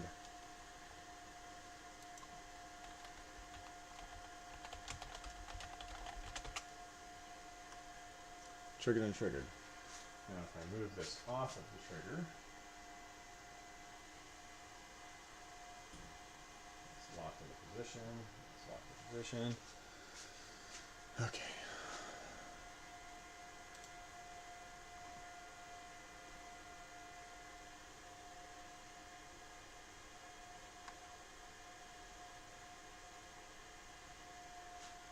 So, what is the, so let's set this, I'm actually going to steal this code out of this one, which is safe Z home. So we're going to set that, go back into our config.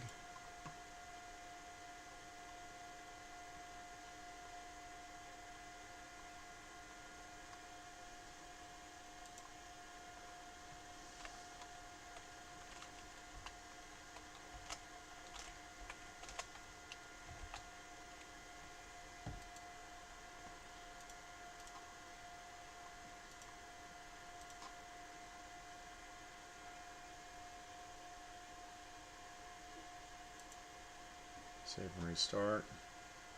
Console. Query. And stops. Clipper state disconnected.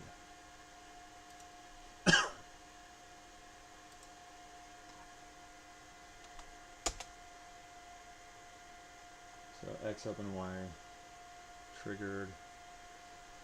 So we're going to go back up here and we're going to try to rehome XY.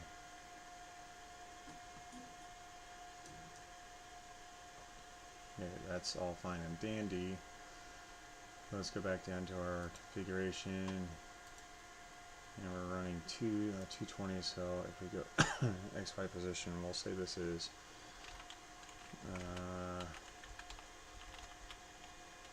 110 and 110. restart.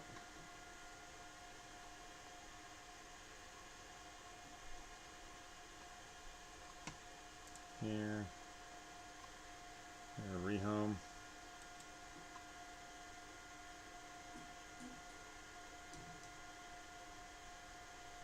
No, that did not work. So let's go to config, printer CFG, view save Z. So that saves Z home.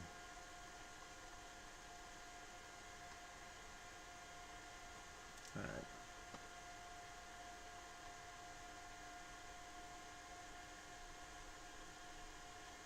So if we set a safe X home position,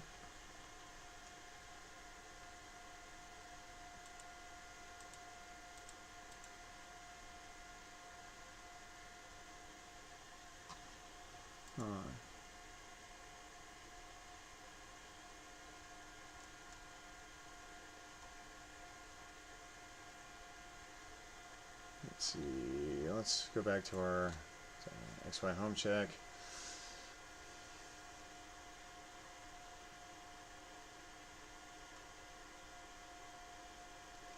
And it says we're stopping the printer in case something goes wrong. Text X and Y movement.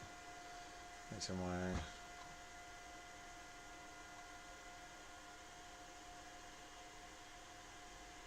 G28 command.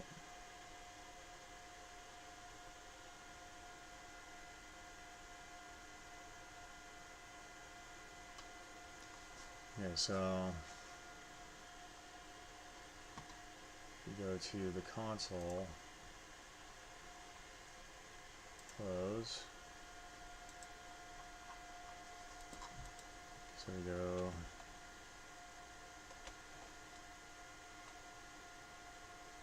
let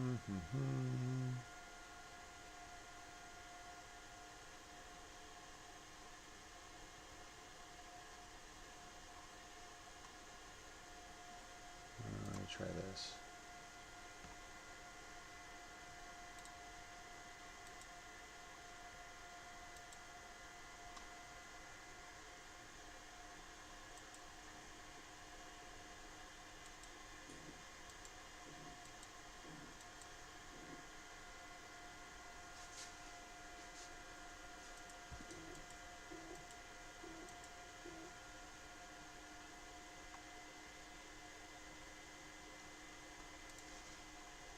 Console G28X. That should just home.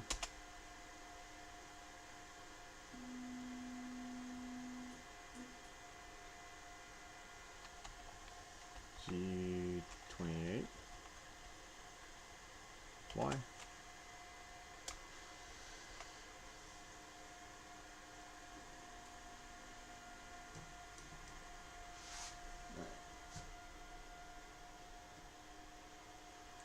Okay.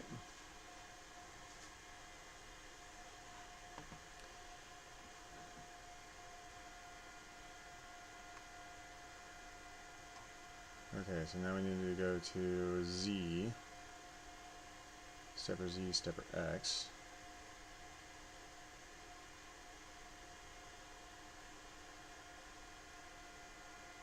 Bed locating. Bed location of V2.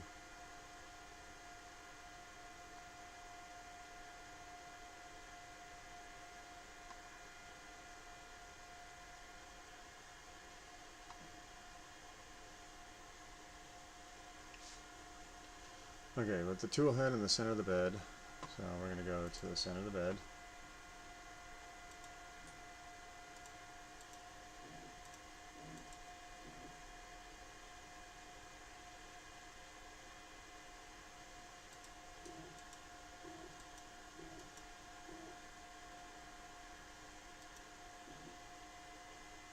Okay.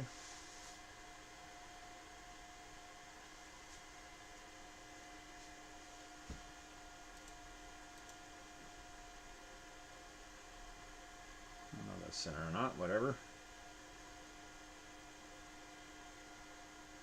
We're going to center the bed. When it's far from the bed, query probe should return open. So let's go to console. Query and stops. Query probe. Probe is open. Alright. Alright, so we go query probe.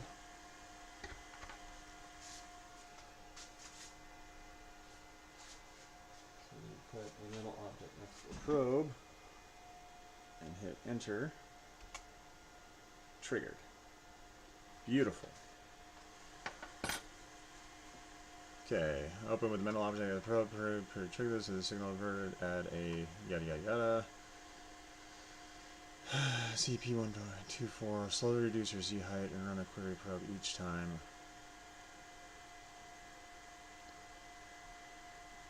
So we need to go to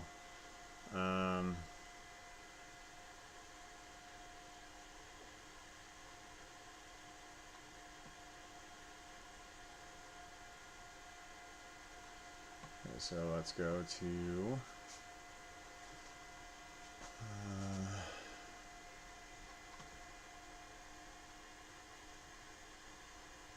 home.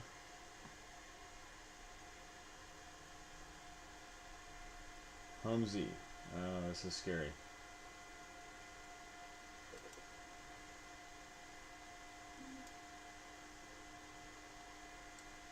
I'm going down. Down. And I'm going to grab a piece of metal to interrupt it real quick, just to see what it does. Alright, so it reacted to my wrench. Okay, so I think we're good. And so we're going to go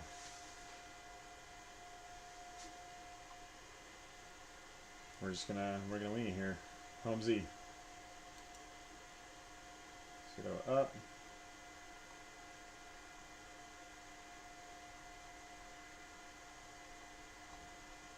Okay, so let's go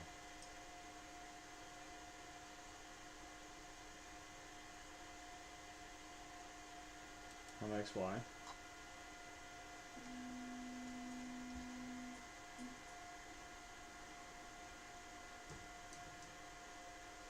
And now we're going to move these to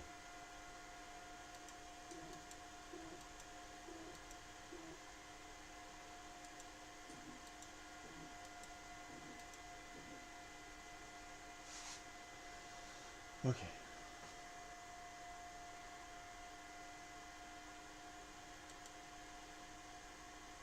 So we go up a little bit.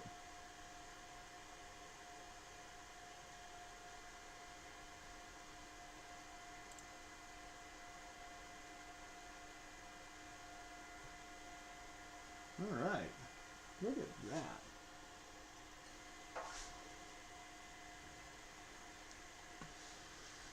Okay. So Z height is 10. Okay. All right.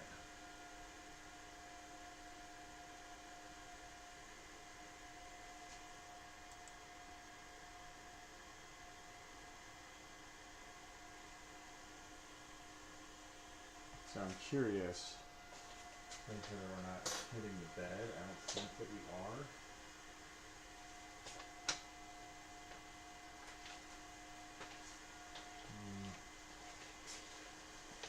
Where's a small piece of paper? I'll use this one that my daughter did for Teacher Appreciation Week. Put it on here. And we're going to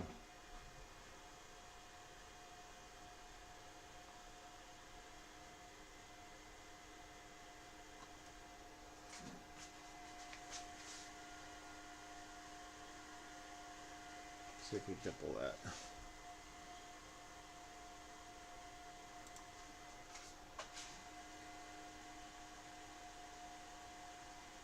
All right. Good. Okay, so probe testing. Slowly reduce your Z height and run query probe each time until a query probe return is triggered. Make sure the nozzle is not touching the print surface and has clearance. With the print bed cold for now, move the probe to the center of the bed, run probe accuracy. So we're going to go console. I'm going to type probe accuracy.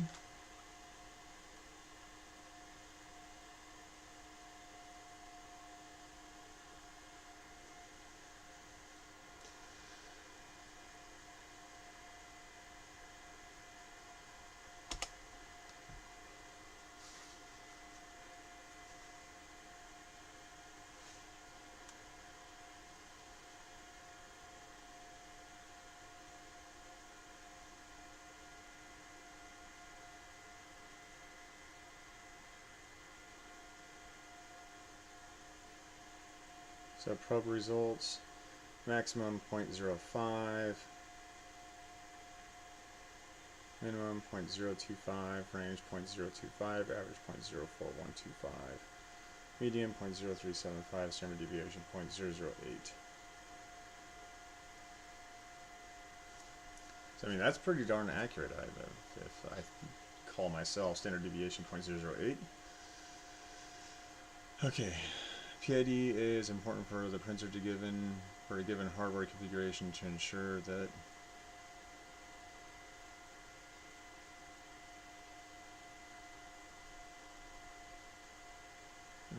the temperatures can remain stable as possible during operation. Move the nozzle to the center of the bed, approximately 5 to 10 millimeters above the surface, then around. PID calibrate heater. So we're going to do PID calibrate heater equals heater underscore bed space target equals 100.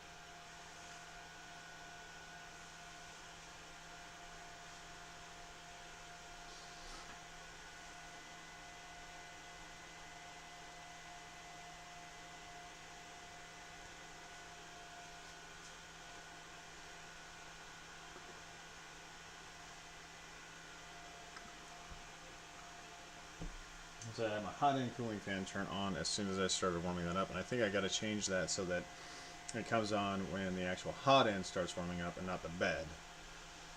So that's one thing I got to get fixed here in the near future.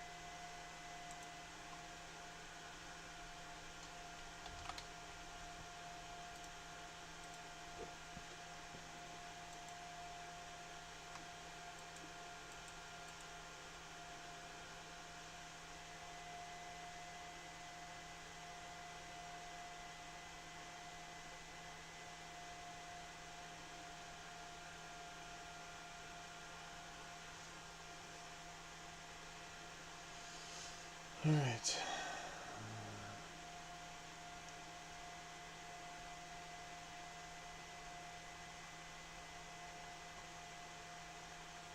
I guess I could be sending the cans from here instead of going into the console. I mean, that makes more sense.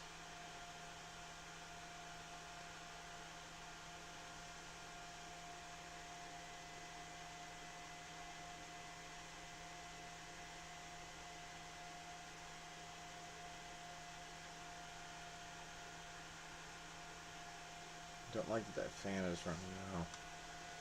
It's going to give us an inaccurate result, so if we go to...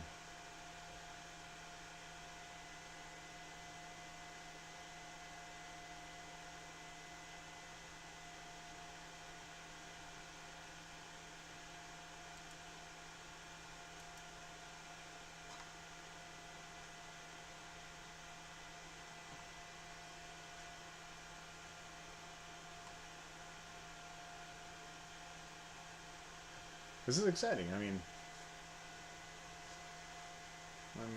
I'm really happy with the results so far. So we're up to 70 on the bed.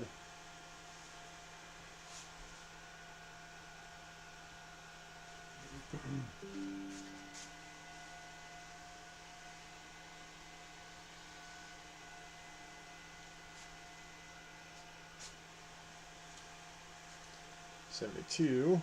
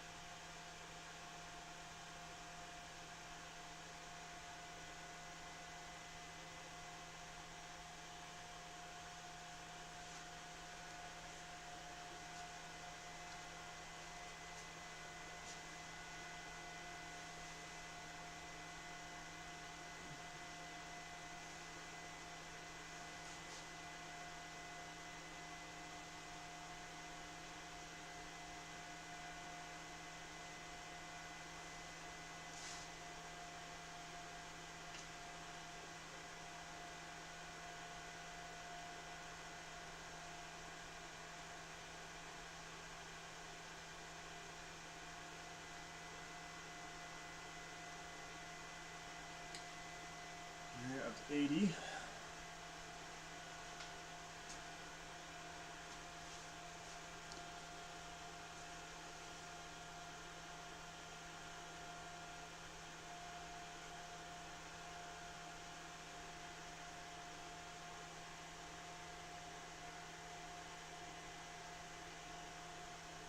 Still good. 82.3. Slowly ramping up to 100. Slowly ramping to 100.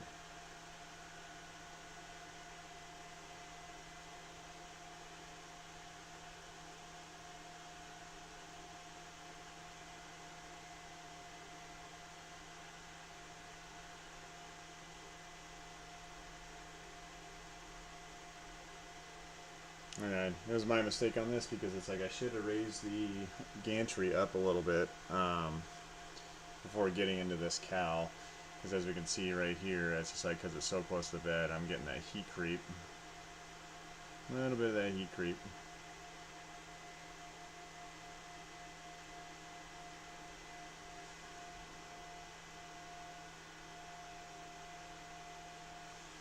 And so far so good.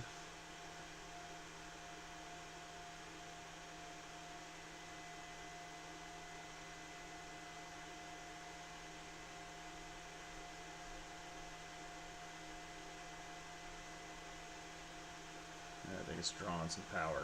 I bet the thing's just drawing power like no other.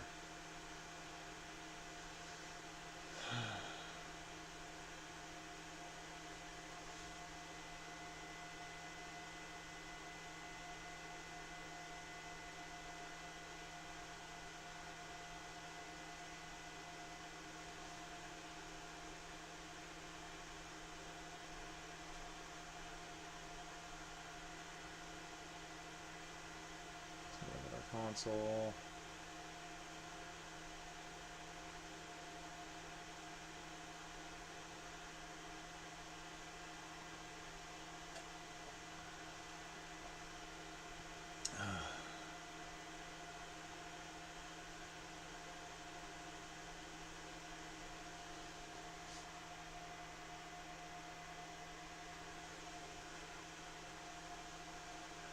.1, 1.2, 1.3.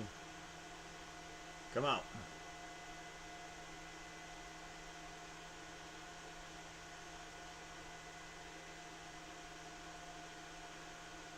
Slowly getting there.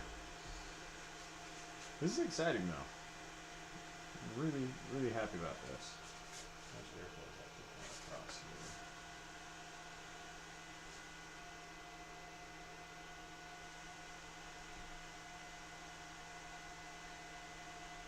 I got a little bit of airflow going down, which kind of sucks, but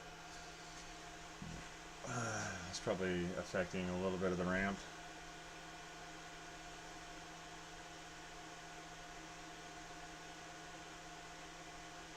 I really gotta get the bamboos back into printing. Yeah, I just picked up my recent filament batch for my filament, my employee perks at Matter Hackers. And it's a really good company to work for. You guys are looking at any positions remote. We're always in need of service techs across all 50 states, but more so looking at growing our network of independent contractors that can work 3D printer repair, because we have clients all over the place, and we need techs that can go out and service printers, because there are some people that are not willing to dive this deep into the technology, and so they're looking at people to be able to contract out that work.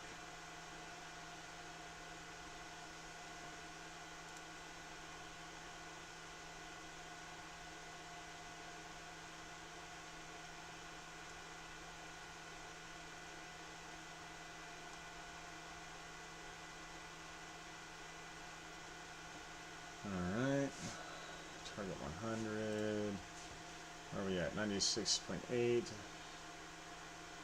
9, 97, I really wish I had not, I really wish I had read more. 5 to 10 millimeters above the bed surface, then run PID calibration heater, target 100. Take about 10 minutes. Once finished, type save config.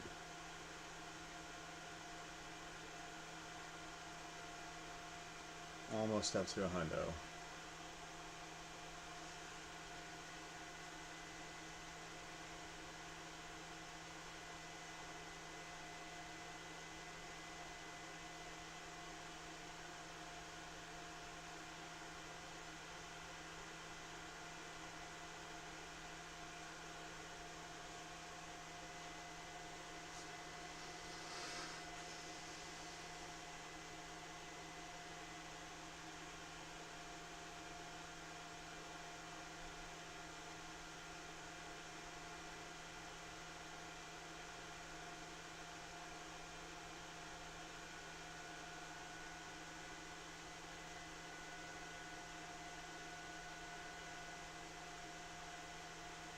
Da da da dum, ba da da dum dum. 99.5, 99.6.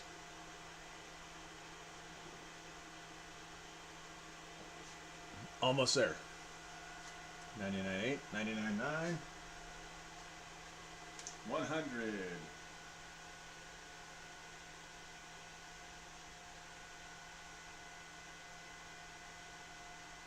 So it's ramping down to 95. So I guess this is all part of the calibration that we're going into. So yeah, this is great.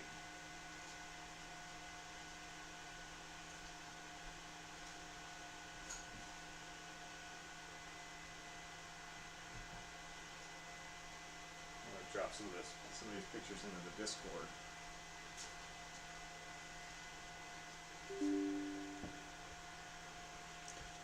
Hang on, Windows Shift S.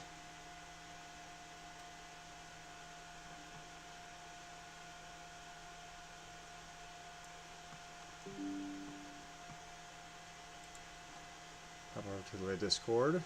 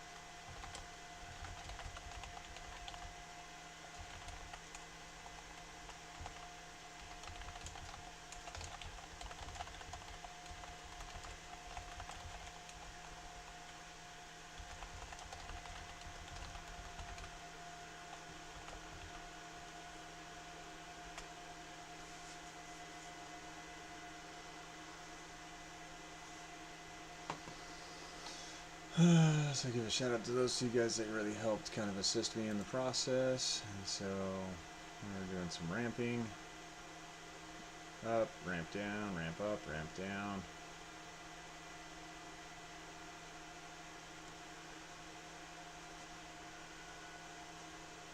So I'm assuming this is going to do it probably 3 or 4 more times.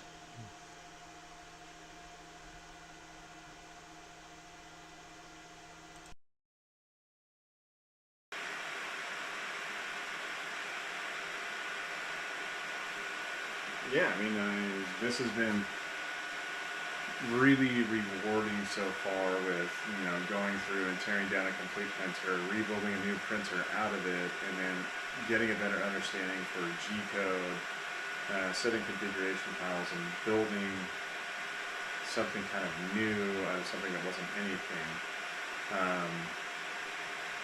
Yeah, I'm really excited. I do need to tension down the belts for the gantry just to get those really solidified. And I think we're going to work Z-height offset here for the next iteration and step it down so that we're good on the Z-height. But we've got the Z-probe calibrated, we've got the M-stops calibrated. We're running through the calibration for the hot end and the build plate. Well, it's build plate and then hot end. And then I might call it a night after that. But super cool to get this up and running. And so this is build 1 of 2. And so as we get towards build 2, I'm going to really capture the documents and maybe even set up something on the Sabor website for those, because it's like the thing that just was racking my brain for days on end was working through the flashing of all of the firmwares and then making sure that the config files were there to support. And so I want to provide the ones that I have generated here after my tons of research, tons of reading, getting stuck every single night and scratching my head and literally saying WTF. I don't cuss a lot, but that way for anybody else in the future that's looking to do their builds, they have a easier way with video references to be able to tackle their own problems and create their solutions off of lessons learned from my build number 1. And my build number 2, I'm with like 99% certainty is going to go so much smoother than build number 1, just because I've learned a lot. And I think everybody else is probably going to have learned a lot along the way, I hope. Yeah, we're going through, we're running the calibration right now. Looks like we're still doing pretty good. As soon as we get further into it, we get the hot end tuned, and then we'll work final tuning after we get the Z height offset, and then finally we'll start working on putting the enclosure on the printer. But so far so good. Yeah, I've got 2 views on this one. That's incredible. I think that's a new record for me. 2 views.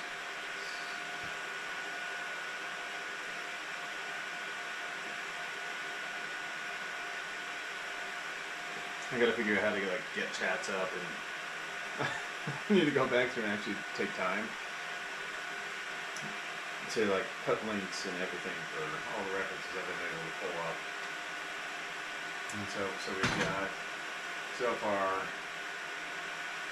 we're at 1, 2, 3, it's number 4. So I'm ramping back down to 95. And so the ramp down is actually pretty quick. And so it said, this process will take 10 minutes. And so we're at 1, 2, 3, 4, 5, 6, 7, 8, 9, 10. And so we hit it at the first peak at Hondo was right at the 12-minute mark. Second peak at the 15-minute mark. Third peak at the 17-minute mark. Fourth peak at the 19-minute mark. And so, I mean, that looks fairly consistent just looking at how it's ebb and flow. So ebb, flow, ebb, flow, ebb, flow. That's fairly consistent. But again, I have my Z height And so that blower motor, I have it set in the config file that blower motor is going to turn on as soon as there is temperature on the bed, and I want to get that changed in the config so that as soon as there's power provided to the hot end assembly, it's going to turn the fan on for the tool head cooling fan versus the part cooling fan. And so maybe that's probably not helping with the calibration, and maybe why it's taking a little bit longer, but something to think about. And again, these are all captured as kind of lessons learned out of the entire process so far. But I mean, if we were just talking like straight results, I mean, I'm pretty darn happy right now with where we're at after the last 5 days of just pulling my hair out and racking my brain over the printer configs.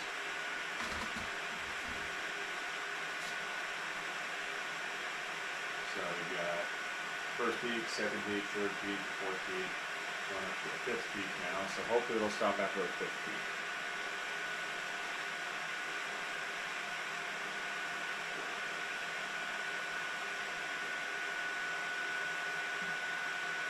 I would tell you, what a fun project to work on. And you know, this is the kind of thing that I like to showcase on the late night garage with, you know, with yours truly, Nick. It's 1:21 in the morning, and I do plan on stopping right around 2. But I want to get all this captured. I want to provide this documentation onto the Simpor website because there's not a lot that went into the actual config and processing of it, which is kind of frustrating, and then having to go back through and source things. But yeah, the last file I've been working on, you know, being here for the build startup, and so this has been kind of a lifesaver, and I do have to give credit to M. because M. was where I was like, hey, have you checked out the initial calibration check? And so that was earlier this afternoon. Yeah. If you guys have questions during your build, I mean, hopefully I can be a resource to make sure you guys get set up and are successful in your builds. Yeah. 1, 2, 3, 4, 5. I'm coming up on the 6th one, so we're now at almost 20 minutes of calibration for just the hot end. You can see that heat creep on the hot end assembly. It is ebb and flowing with each one of those peaks, but slowly temperature is going up. Even though there's no power to the hot end assembly right now. So I'm kind of curious once we get this one done, is this section right here. So I set part cooling fan to 25%, so I haven't done these console commands yet. And with not having done those console commands, I'm hoping that it'll still be fine and not have an issue with it. But I haven't, it's like all like the things that I've seen, you know, for YouTube, I don't think I've seen anybody really getting into this depth. Okay, so there we go. We are done. Okay, so let's go back over to the console proper. PID parameters, his config will update pictures to two files, these parameters, and restart the transfer. So let's go to save _config. Send. Disconnected.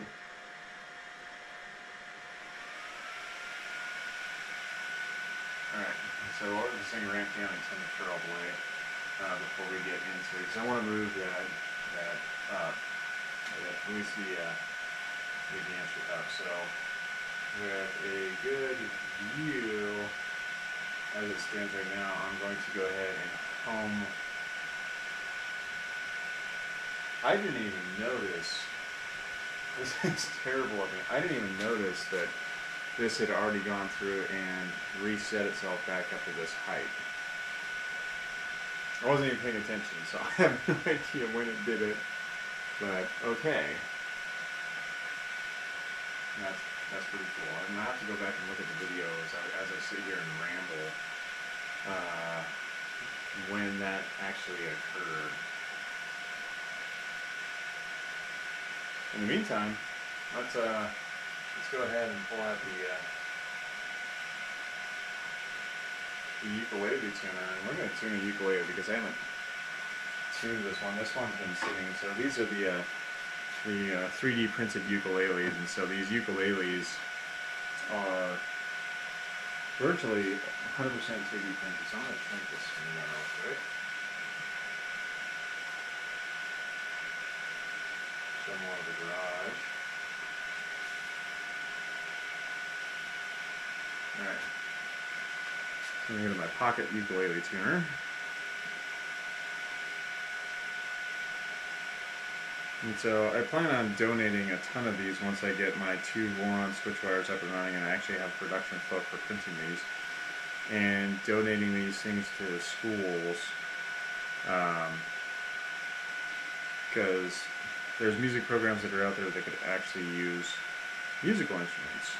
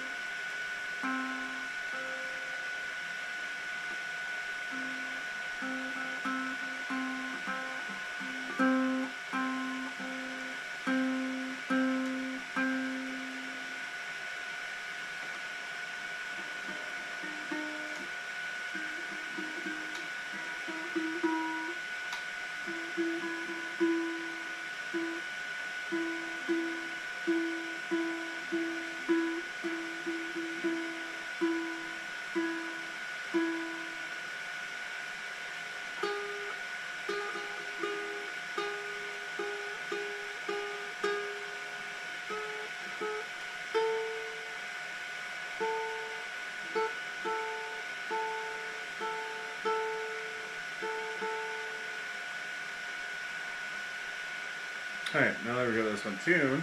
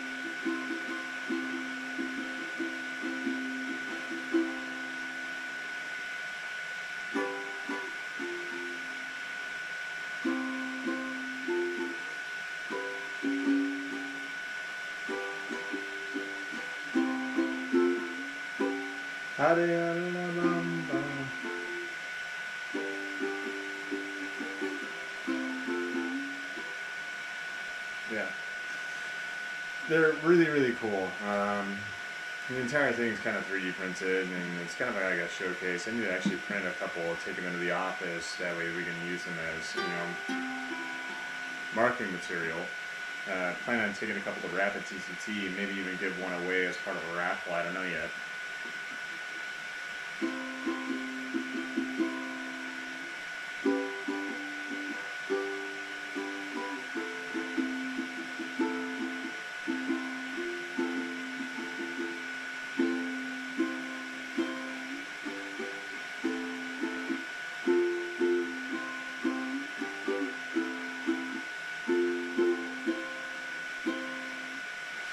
Yeah, but the entire thing is 3D printed.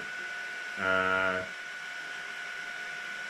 do these on the bamboo, but my plan is for the Vorons, once I have the Vorons up and running, And I plan on printing the bodies, the necks, and the heads all on the Vorons. Meanwhile, I'm doing all the minor work with the tuners and the fretboard, the bridges, and the everything else on the bamboos.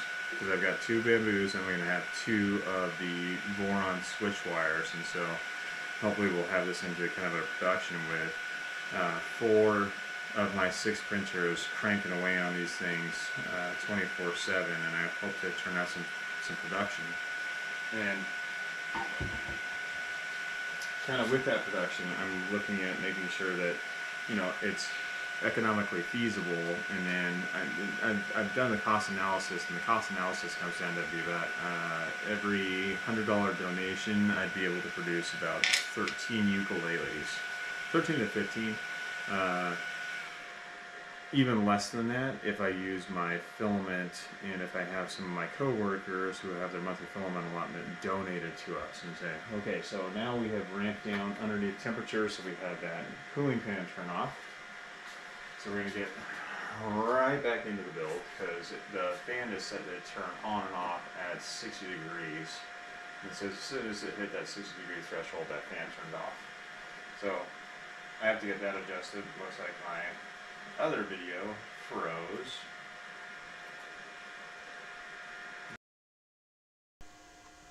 Alright, so kind of getting back into it. So now that that's ramping down at temperature, so we did the PID tune for the heated bed.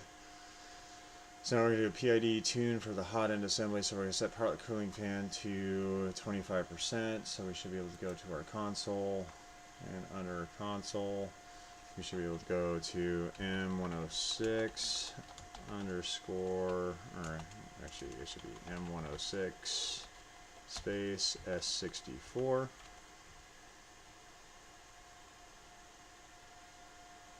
I don't know if that's going to work.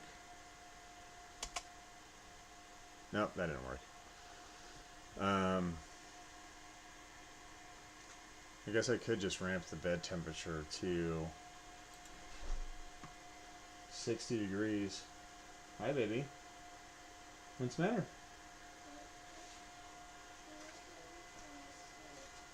What? You want me to put you to sleep?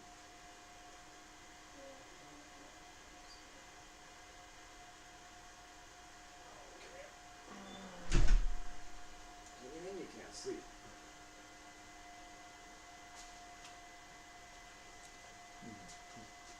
See Dada's new 3D printer that he's building? What do you like about it?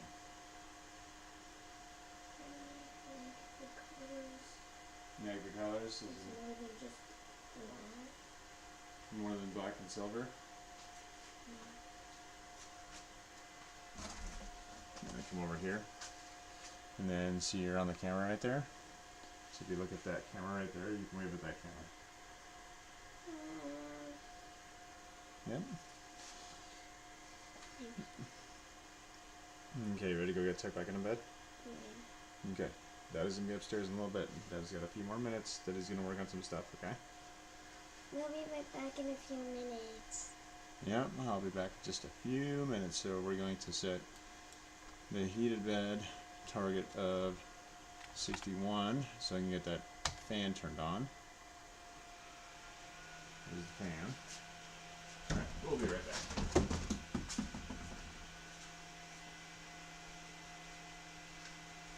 Want some milk?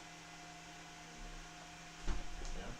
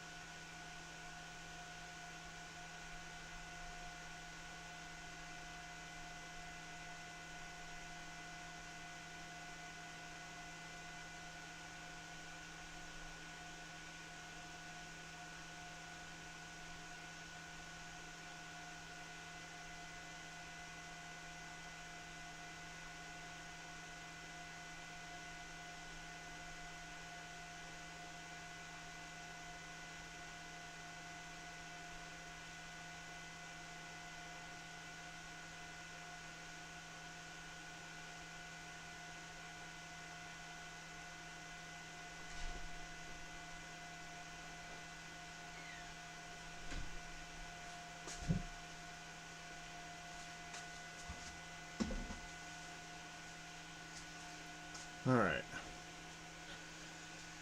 Okay, so getting right back into it. And now we got that cooling fan on. We're at level off at 61.3. That's fine. So we're going to get into PID calibration routine will last 5 minutes. Once finished, type if config. So we're going to go to our console. Now, PID calibrate.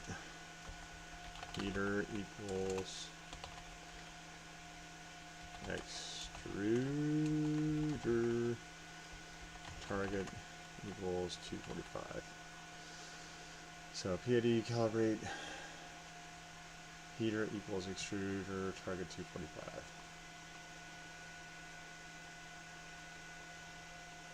I'm going to send that command.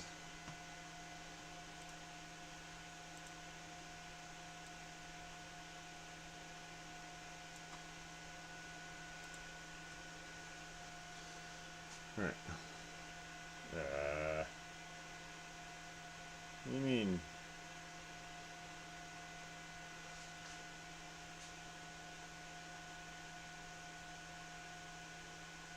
Huh? I forgot an A. Hold on. PID underscore calibrate heater equals extruder target equals 245. Send. Alright, so now we should see the hot end ramp up, and the hot end should ramp up quite a bit quicker.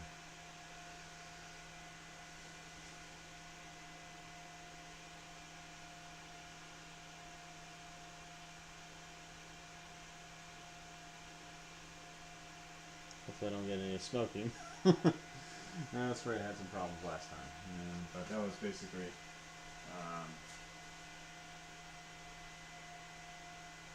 I don't know if I will. We'll find out here in a second.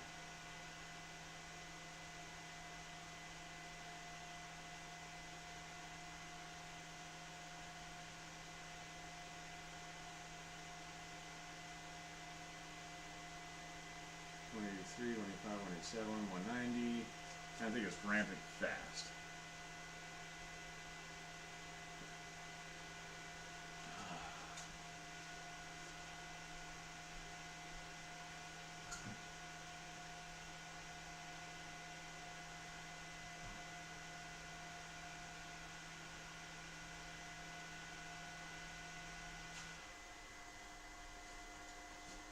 Oh, that's good.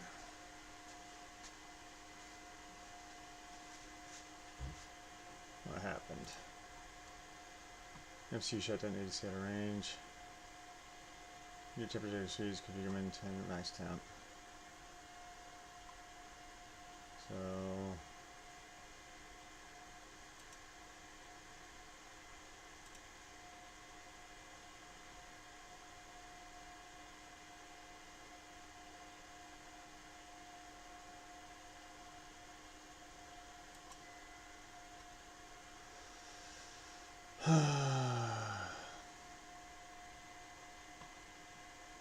so let's ramp that temperature back up to 61. I want to get that cooling fan going.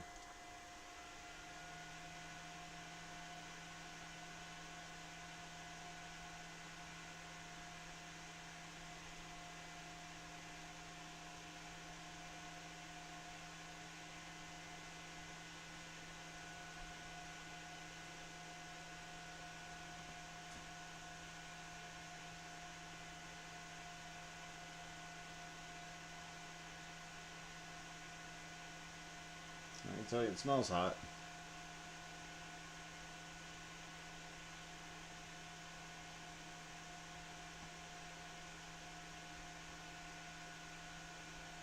Now let this thing ramp down the temperature real quick. That was unexpected. Okay, so PDA calibrate interrupted.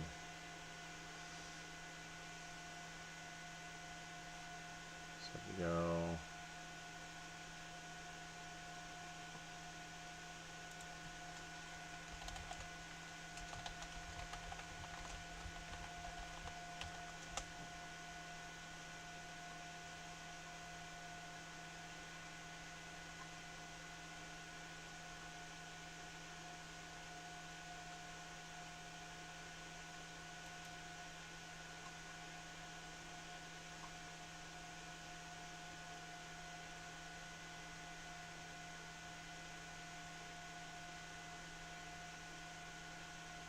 maybe I'll run a ramp to 220 because it's like I only plan on running PLA through these printers, and because I only plan on running PLA through these printers, I'm not going to exceed like 220, and so I might PID calibrate to 220.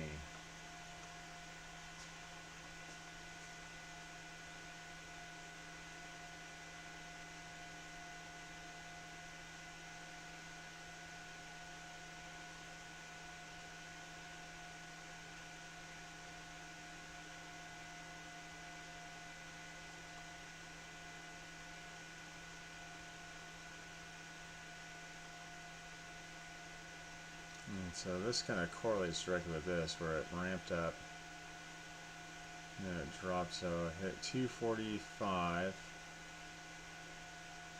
and it ramped down, but I don't know if that's part of the calibration process.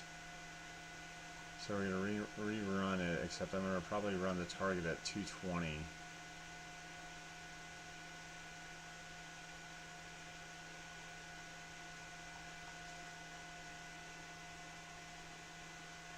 So we're back down to temperature right now, so let's go back to the console and we'll do PID calibrate heater equals extruder target equals 220. Send.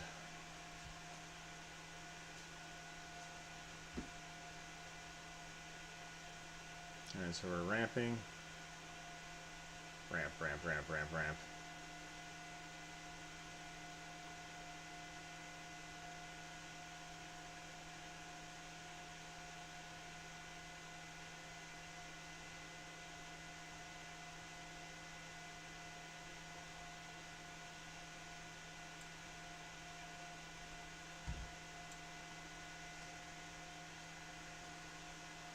Let's see what happens at 220.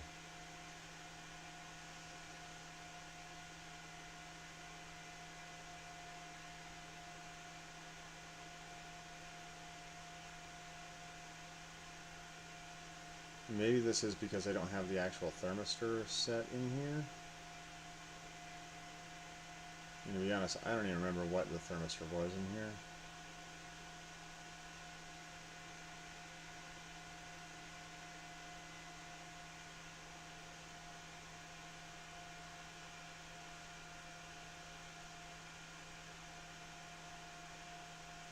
I think it may be that the fan is running too high, and so it ramped down in temperature too quick.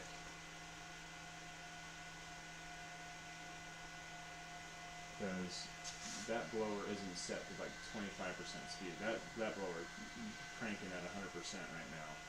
And so I think that may be my issue, is that the blower fan is just going hog wild. Or I don't need it to go hog wild, I need it to go at 25% of value. But it looks like we're being stable here at 220 as our target. Again, I don't really plan on, I mean, I'll probably run some more advanced materials through it later on. But I gotta reconfigure that blower fan for it, and maybe come back through and rerun this calibration process once I get the config set for that blower fan. Because if I go to my configuration and I go to my so that's a new CFG.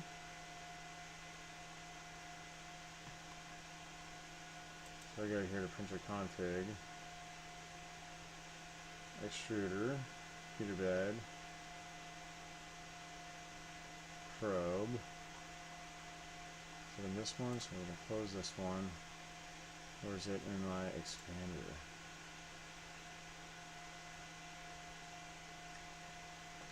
So yeah, it's in my expander. So the PAO, max power 1, heater, and so I'll adjust this because it's not. We don't want it set to the heater bed. We want to set it to the hot end.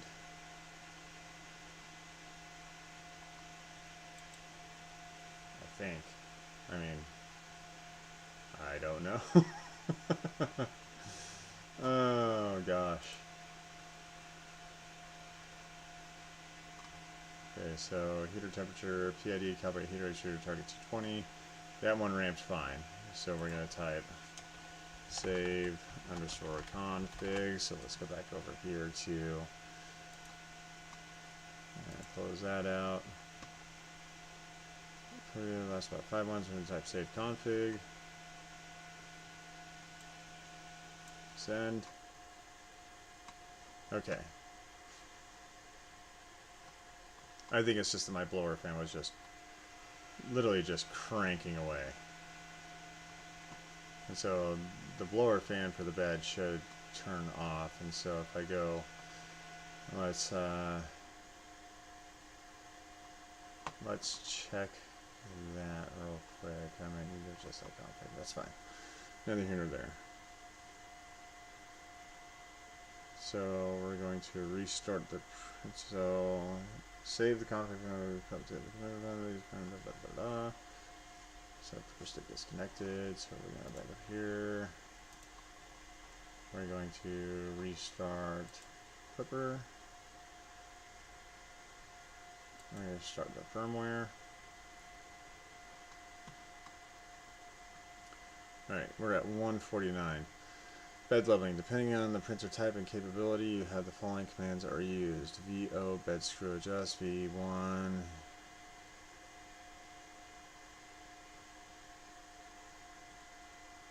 Trident.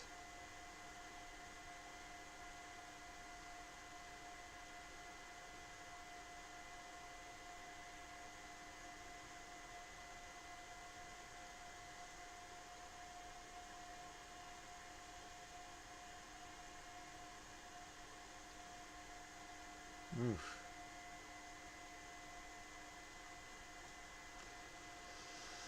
Alright. So, bed loading, depending on the type of printer capability, the following commands are used. So, V0, V1, or Legacy, or your Trident, or your V2. Where's the switch wire?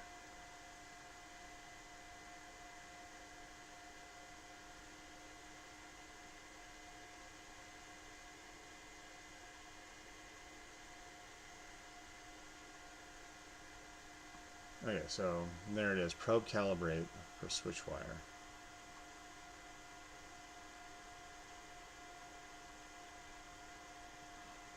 And so we should be able to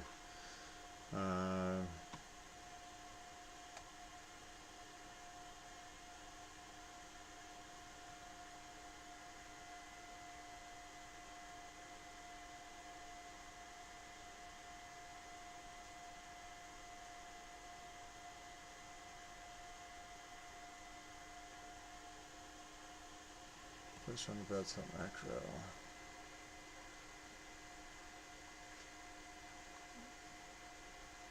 See, also, if you do not run PID tuning, set your extruder to 900 bed. So we ran the PID tuning, except we didn't go. We went to 220. You want to try that? All others on this, run that. Clear, store bed meshes with bed mesh clear. So run all others run a G28.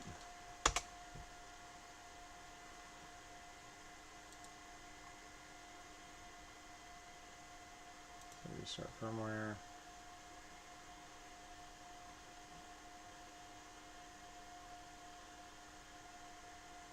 Restart Clipper.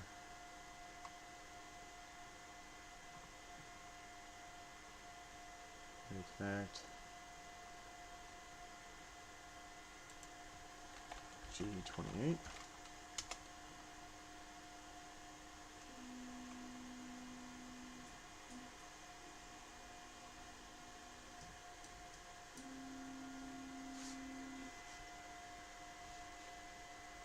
Please don't crash in the bed. Please don't crash in the bed. Please don't crash in the bed. Please don't crash in the bed. Please don't crash in the bed.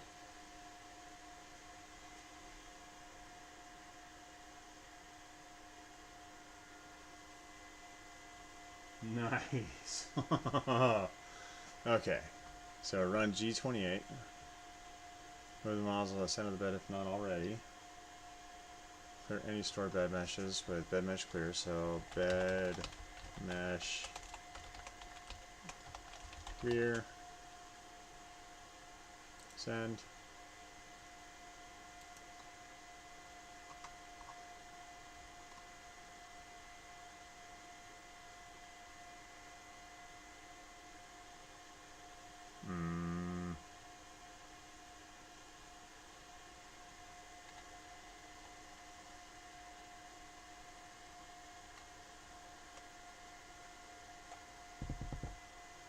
Yes, you're in the G28, and then it says bed mesh clear, but it says unknown command bed mesh clear.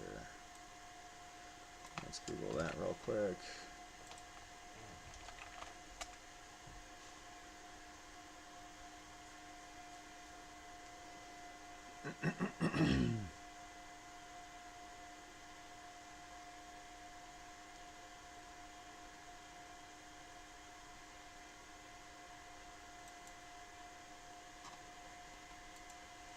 So I don't see anything for the switch wire on here, so we're going to close that out. Let's go to Discord. And let's search for clearing stops to bed mesh clear.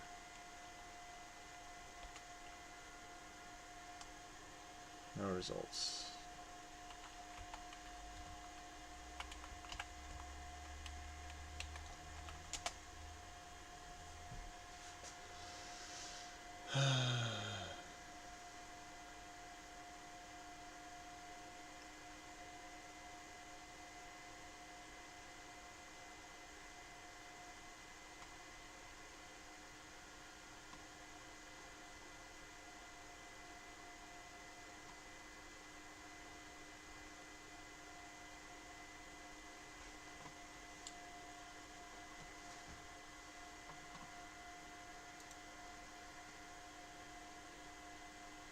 Let's restart period. Non-command bed mesh clear. I guess we'll just skip the bed mesh clear, and we'll go direct to probe. So calibrate.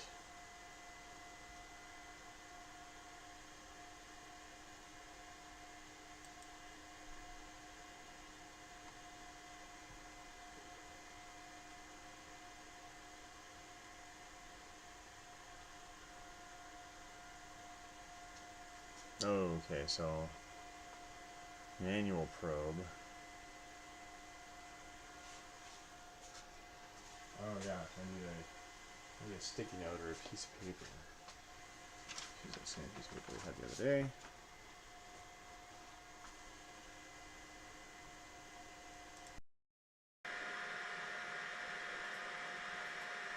That's gonna be tricky. So we're gonna try to get resistance on the nozzle, and it's like, oh my gosh, that is so high up there.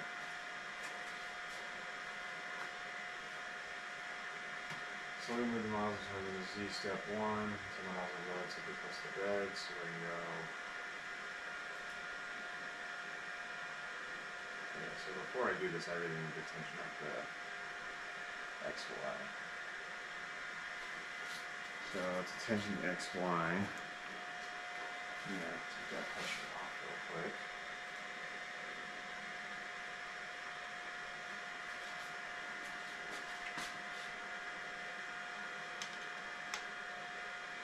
And slightly loosen each one of these on both sides.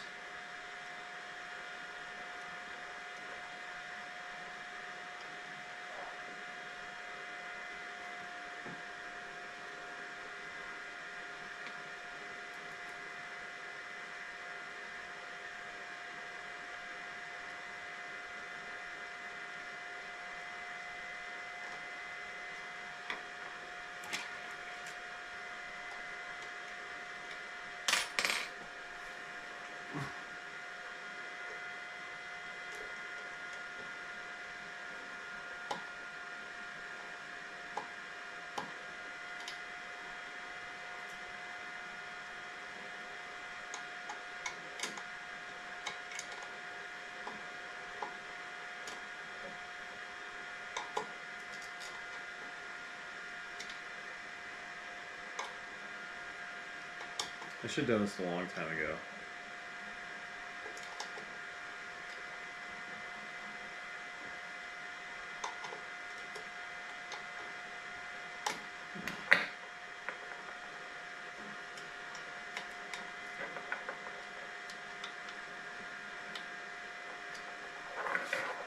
Let's do the opposite side.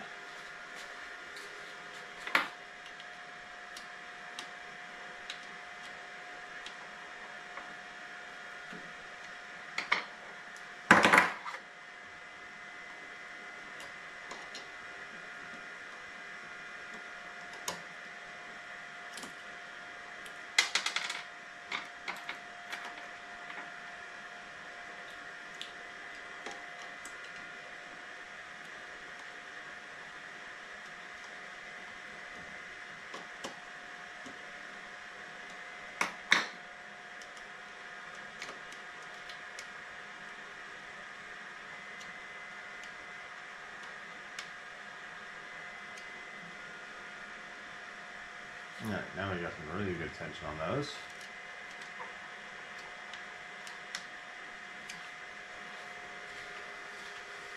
Alright.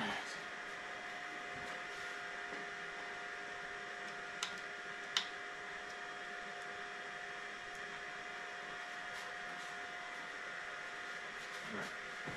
So now we're going to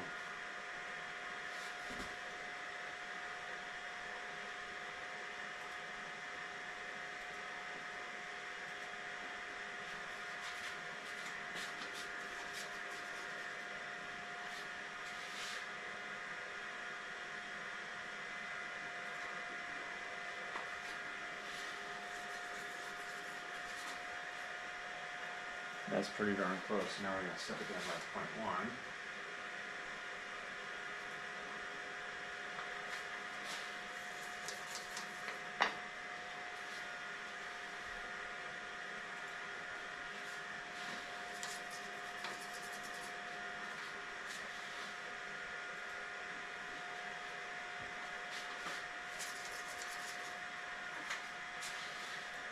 Do a little bit of a dance here.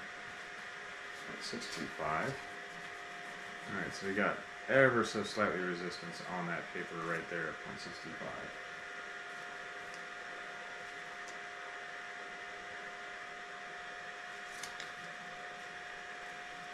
So I might just call it 0.625 good. I mean, go down 0.05.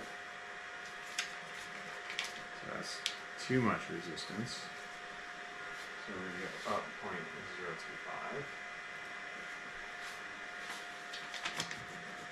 Still too much. Go up 0.025. A little bit of resistance, good. Okay. So accept.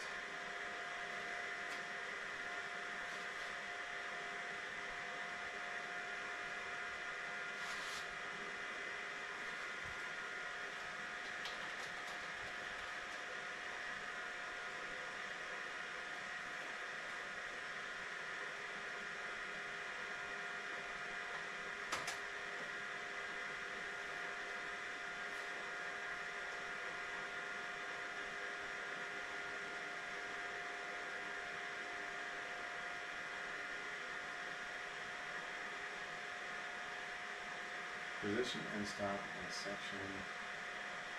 Position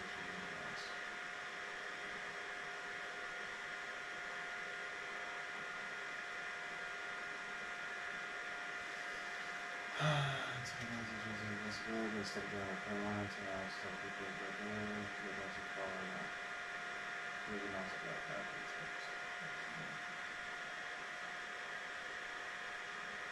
Process being done whole, even don't have to.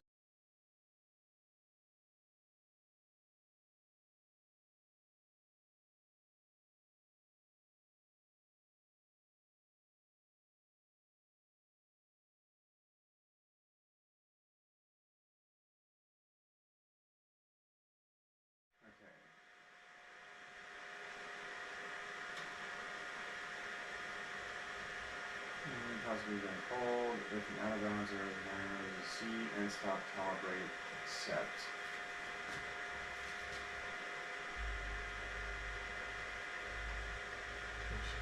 We'll go to console.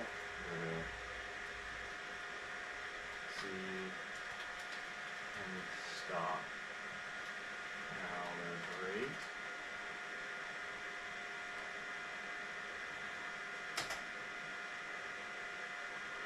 Position of subsection must be between position and position max.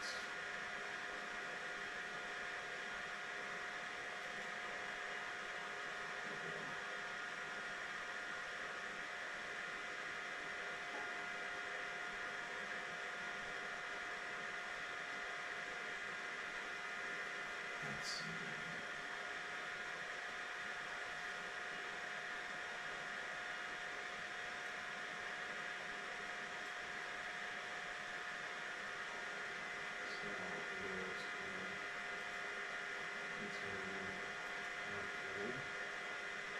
Stepper, position min, position max. Well, it is between 0 and 250. That's at 0.625.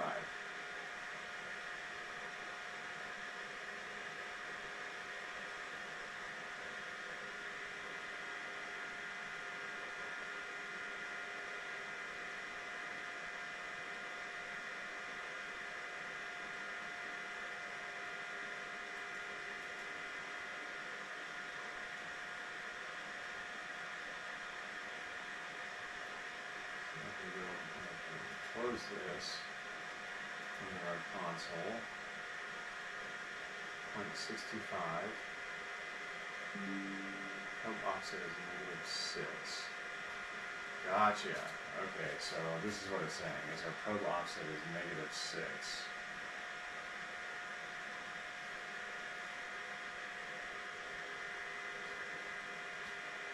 So we go test Z equals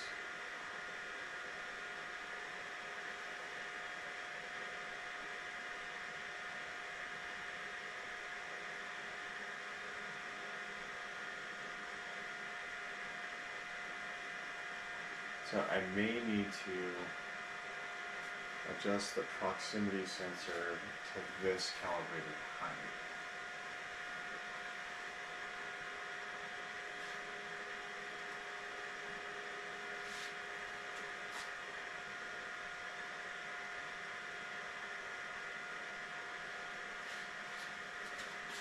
Because this should still slide underneath there.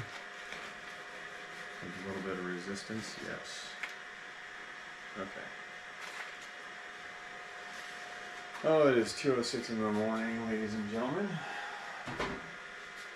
What a great day, though. Oh my goodness, I cannot believe the progress that we have made in the last 24 hours, thanks to some help from the dudes and or dudettes on the forums and on the Discord.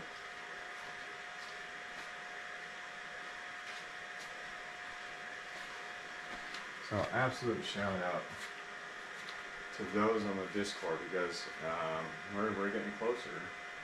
I just got to figure out what this means now.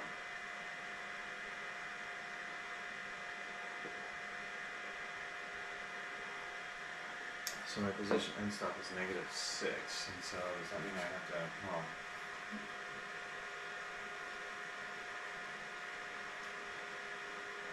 config, CFG.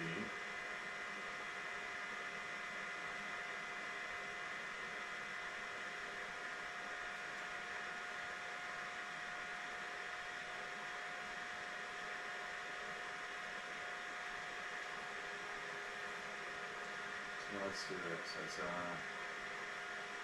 Let's close this. Yes. So let's go here. Position inside the section. The stepper C must be between position min and position max.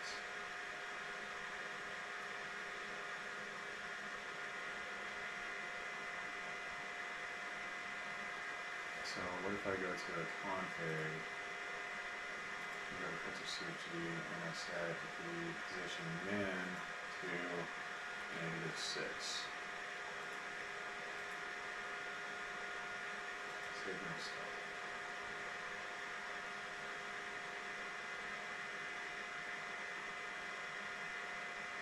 And we're going to start.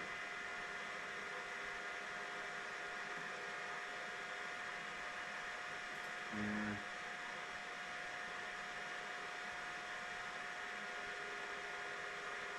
That's on all.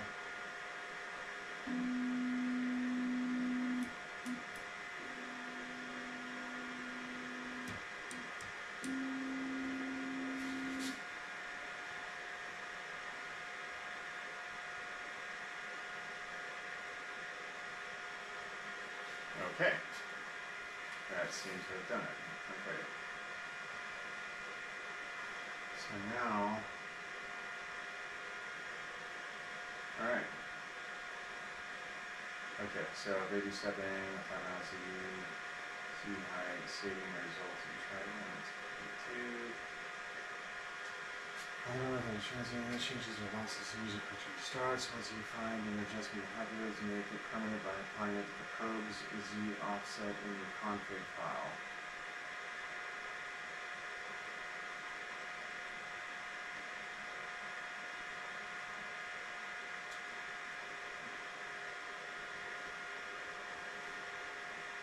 Alright, and I think that is a great spot to stop. So we've done our Z offset. So we've done our PID tuning for the hot end. We've done our PID tuning for the bed. We've tensioned all the belts down so we don't have any more weird movements. We've checked motion control. Everything seems to be set. So yeah, we're going right along with the config. Everything seems to be in order and looking great. I think we're in a position where I can actually start getting the acrylic panels put on and enclose this puppy. Yeah, I'm super happy with the results so far. Yeah. So anywho, it's 2:10 in the morning, and you know, this is the late night garage with Nick here. 2:10 in the morning, and we have made some leaps and bounds progress on our first of 2 ender wire conversions. So boron switch wire, ender wire, what have you. And yeah, we are awesome. This is great. And it's like, check this out. It's like, I'm gonna move this forward by 25. Look at that. Zip, zip. Look at that motion.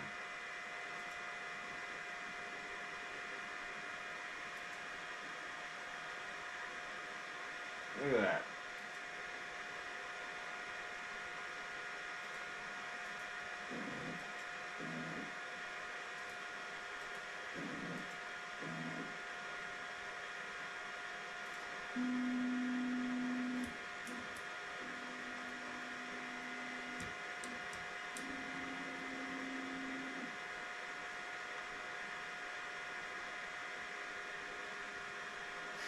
It's so freaking cool. Oh, that's cool. Yeah. Alright, so we're getting into it. This is great. Anyway, this is Nick from Nick's Late Night Garage, and we're going to be going ahead signing off for the night. We'll catch you guys tomorrow, and tomorrow's going to be Sunday. Actually, no, that's tonight, because it's already Sunday. And we'll be getting after it. We're going to finish up kind of the calibration. And so we're going to be working on calibrating the extruder. Is what looks like it's next, and then I'm going to have to figure out how to save the Z height offset for the configs, and then we're going to work on getting fans and everything set up, and then we'll get this thing enclosed, and then we're going to get straight into printing, and I'm going to put this thing to work, and it's going to be awesome after the first couple test prints. We've still got to do the ADXL for the accelerometer, and that'll be forthcoming, but yeah, not too bad for a couple hours of work for tonight. I'm super happy where we are at, and It's been great. I can't wait to log all of this. That way, for people that are looking for a out-of-the-box solution for their Ender 3s, and this is like the Sabur kit with a MKS High version 1.1 that came with all the bells and whistles on it, and yeah, it's been. I'm super excited now. Super excited. Anyway, we'll catch you guys later on.